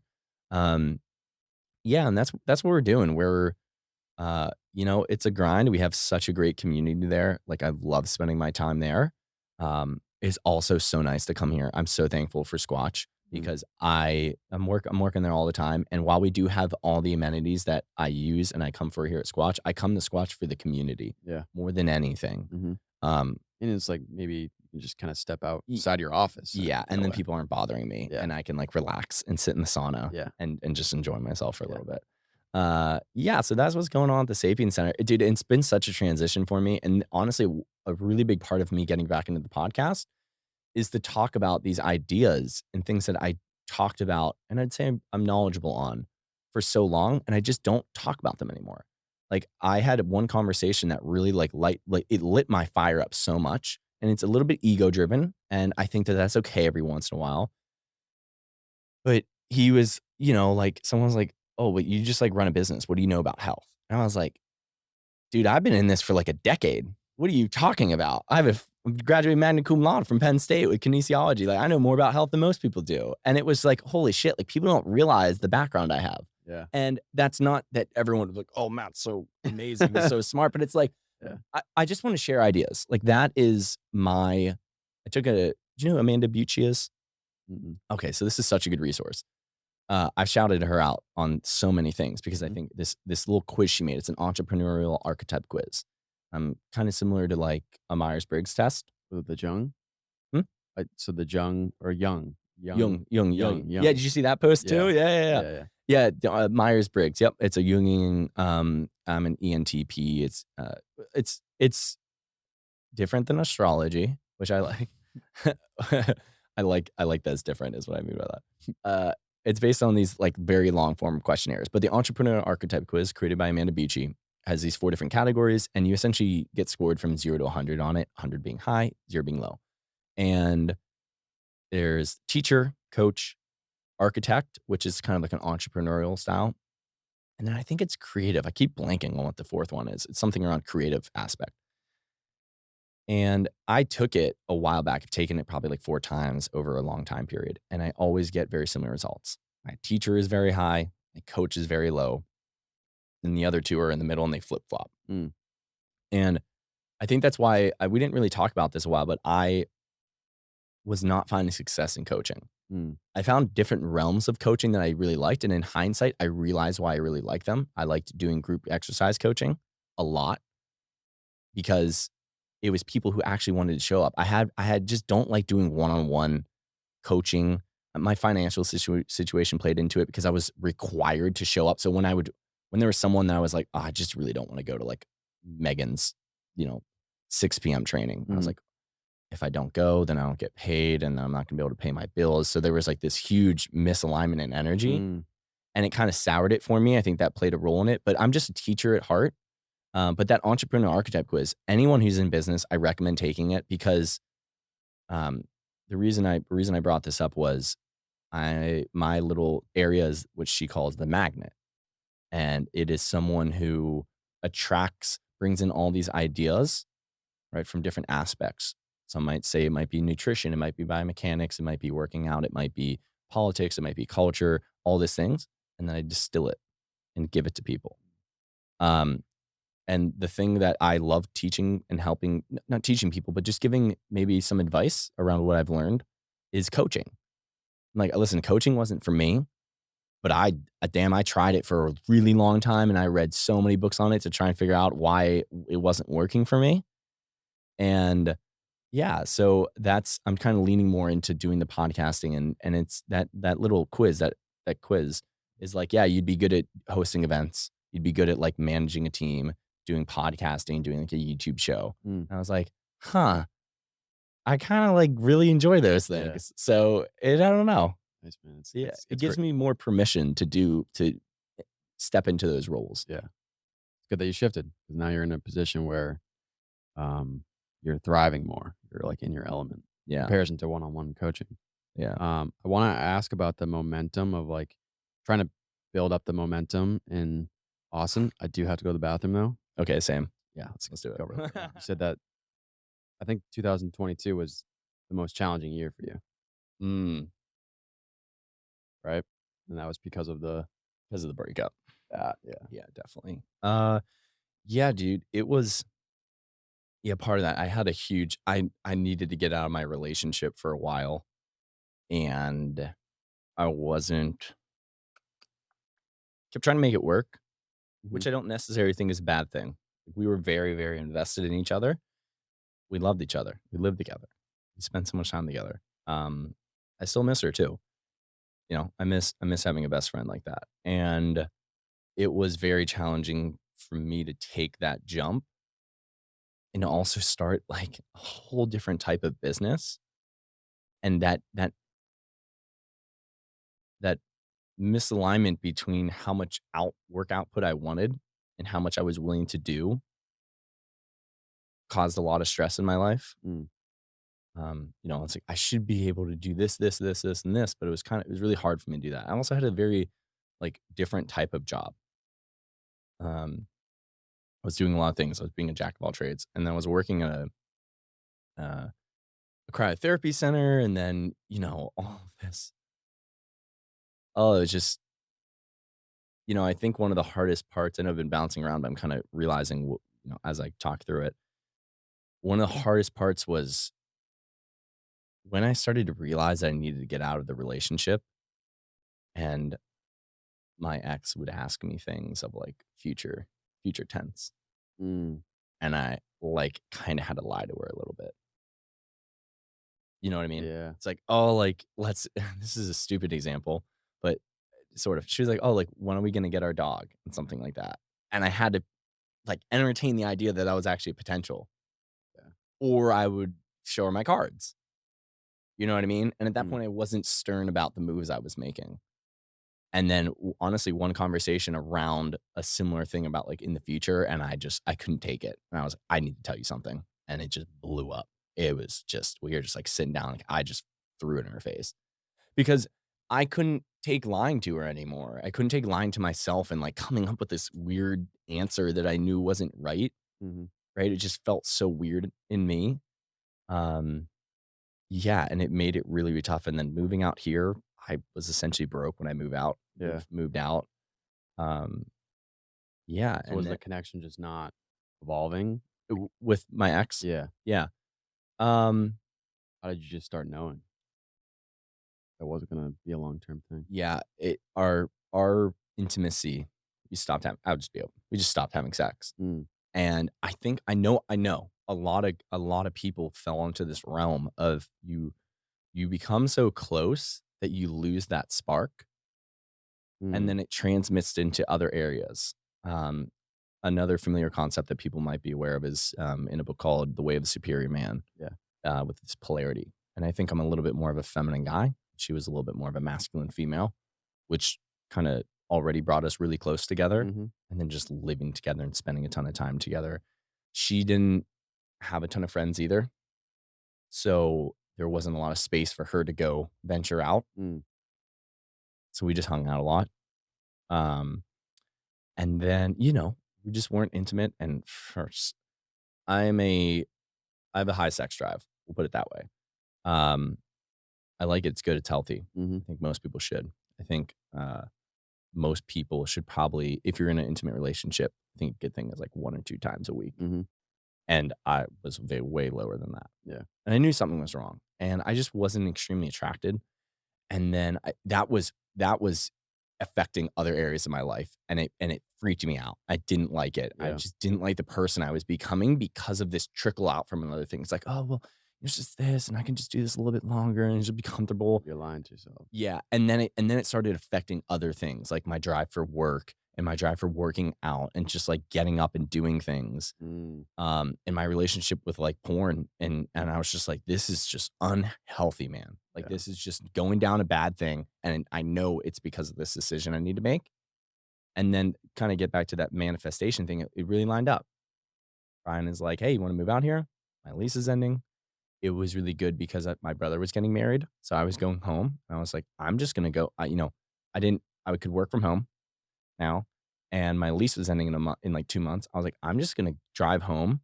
I'm gonna spend, a month and a half at home," which was holy shit, that's a growing experience.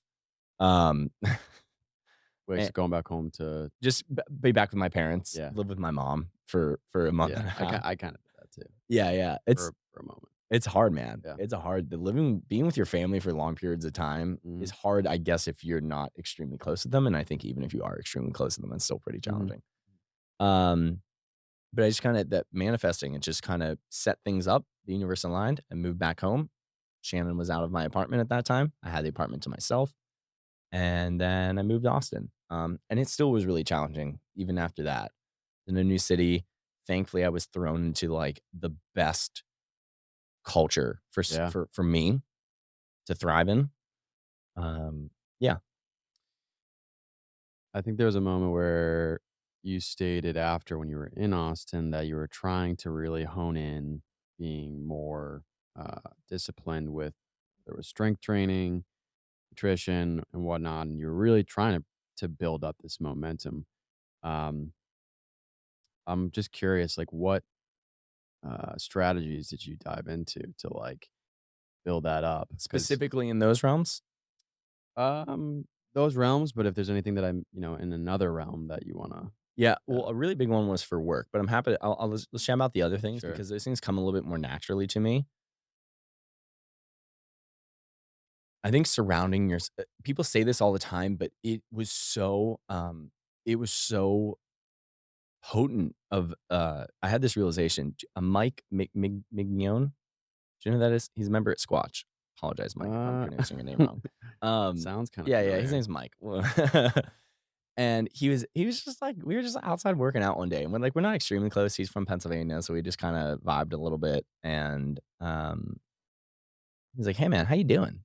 And I was like, "Dude, amazing."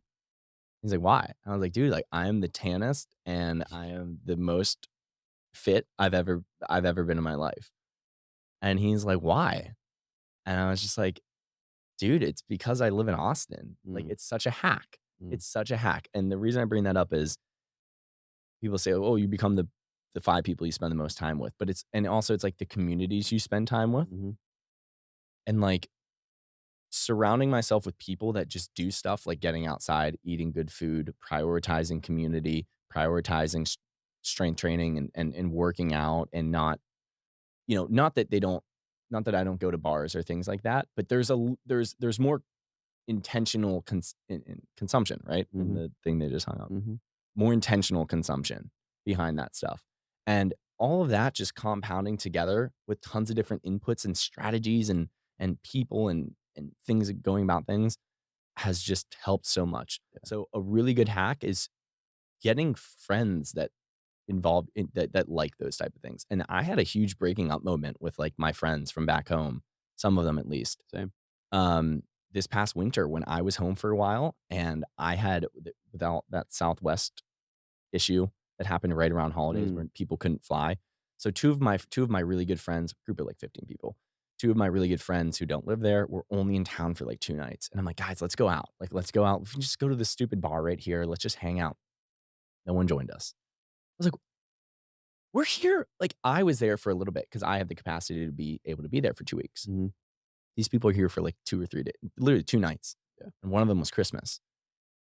I was just like, we're never here. You don't even make the intention to, like, come out and see us? Like, even just for a little bit? You don't wanna just, like, stop by and, like, give me a fucking hug? mm, Right?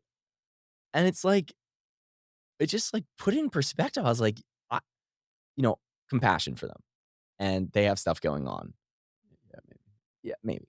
Not all of them, though. Mhm, You know what I mean? And most of the time, I know I could go on Xbox and saw them on Xbox. yeah. Yeah. So I know they're not doing that much stuff. Yeah. Um, and it was just like I love them. They have their it's like putting up the boundaries to things. It's like don't give them too much of my intention or my thought, right? Or I don't know why aren't they spending time? It's like, no, Mhm, I get it now. Like that signal was so hard. It was so profound. mm, Um, and just tells me to invest in people here mm, and my community that's actually helping me do stuff. So that's one part, surrounding yourself with cool people. In terms of nutrition and strength, nutrition, I've honestly been slacking with a good bit. I know that I seem like I'm a pretty healthy, fit guy. I move a lot. I play ice hockey. I play pickleball. I play volleyball. I'm always moving around and doing stuff, which helps me mhm, because I have a huge appetite. Um, but I've been eating a lot of P-Terries recently. I'm trying to get better at that. okay. Yeah. Pete Terry's? Oh, The burger joint. yeah, Yeah. seed oils in Yeah, lots of seed oils. there. Dude, I come home from ice hockey and I'm a little bit still stoned and I just worked out a bunch. And then on the days I play ice hockey, I can't eat a lot before playing. I go so hard in ice hockey. Like Mm, I am full on gassed, more than gassed. And I'm like the workhorse of the team. So they use me like it. mhm, They play me a lot. yeah, Um, and I'm just so exhausted and I didn't eat a lot that day. And mm, I'm come home. The only thing that opens be terrors. And I drive mm, right by. And I'm like, oh, but I haven't been that great. But something I just focus on is meal prep. I know Mm, it's like a simple thing to do, but just having food accessible to you that you don't have to think about, you don't have to put effort into is a really simple way, I mhm, think, to doing that. yeah, That works for me. And also just practice 80-20. Like that's what I do with the P Terries. Like if I'm good for 80% of it, it's okay for the 20%. mm, That actually helps me be better at the 80%. There's different views on it. There's the Andy Frisella 75 hard, no cheat meals. yeah, That might work too. It does work. A lot of people it works for. That's just not how I find works for me with nutrition. In terms of strength and conditioning, being around people that work out a lot is a really good thing because mhm, it's it's a hard thing to do. It's difficult. It feels good, but it's definitely not like the everyone's favorite thing to do. right, So being around a good community that fosters it, that likes doing it, that is an yeah, yeah, enjoyable. Like you come again, like when Chelsea came yeah, here and just hung out with people. yeah. That's a hack right there. Uh, I definitely agree. That's a huge reason why I come here is community. So Mhm. then you just practice these different strength training modalities, and so you're able to like get fit, bigger, and feel good from the strength training benefits as well. But you're also like, I run into at least 5 or 6 people that I know. And man, like that's how it should be. Yeah, Like this whole like I smoke before I go to the gym, and I know a lot of people that actually struggle with it being addicted to it, and I was for a good bit. I struggled to not smoke before the gym, mm, which was really limiting me because then I was good at not smoking. Let's say I wanted to work out in the morning, I just wouldn't go work out in the morning mm, because I didn't want to smoke yeah, because I had work to do afterwards. So then I wouldn't go to the gym. So that hindered me a lot. mm, Um, I find that I get much better workouts and I'm so much more. I can do like putting up like 60s for 8 and it's like 30 reps in. And I'm yeah. like, let's go. Wait, so you get better workouts when you're high? Yeah, way, Really? way, way better. Now, I think it's a certain competency. So when I do things that I'm not good at, so for instance, I wasn't really good at volleyball and I played high once and it was I got anxious about it because Yeah, I was like, "Ugh, why can't I be good?" yeah, You know what I mean? So there's certain competency. Like I've been working out for 10 years. I've been playing ice hockey for 10 years. I play ice hockey really hard too. mhm, Um, it works for me, you know? Um, I'm more in tune.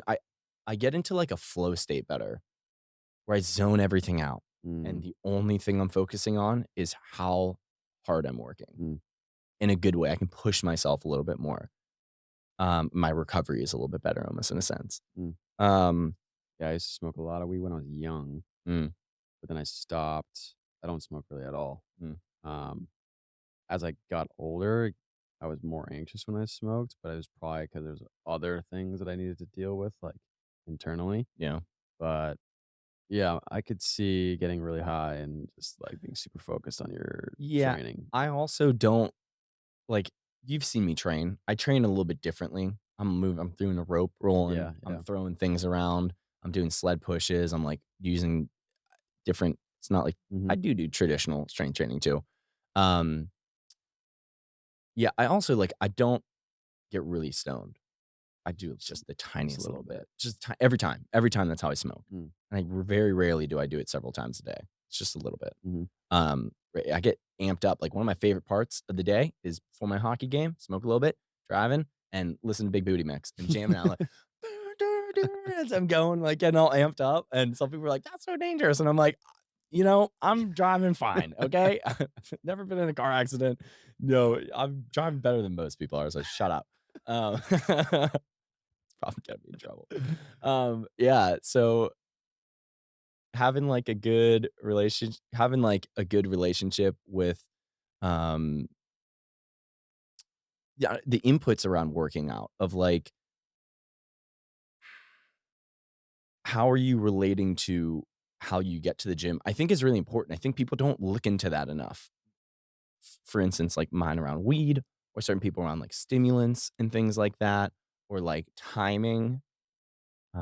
And like going with certain people, things like that. Just the gym community is a really big one. Mm, and this is so unique. Like, It's very unique. Squatch is so unique. I know it's hard to describe to people what it is. I'm like, just come check it out. Yeah, if you go to I think I'm just gonna stick with golds.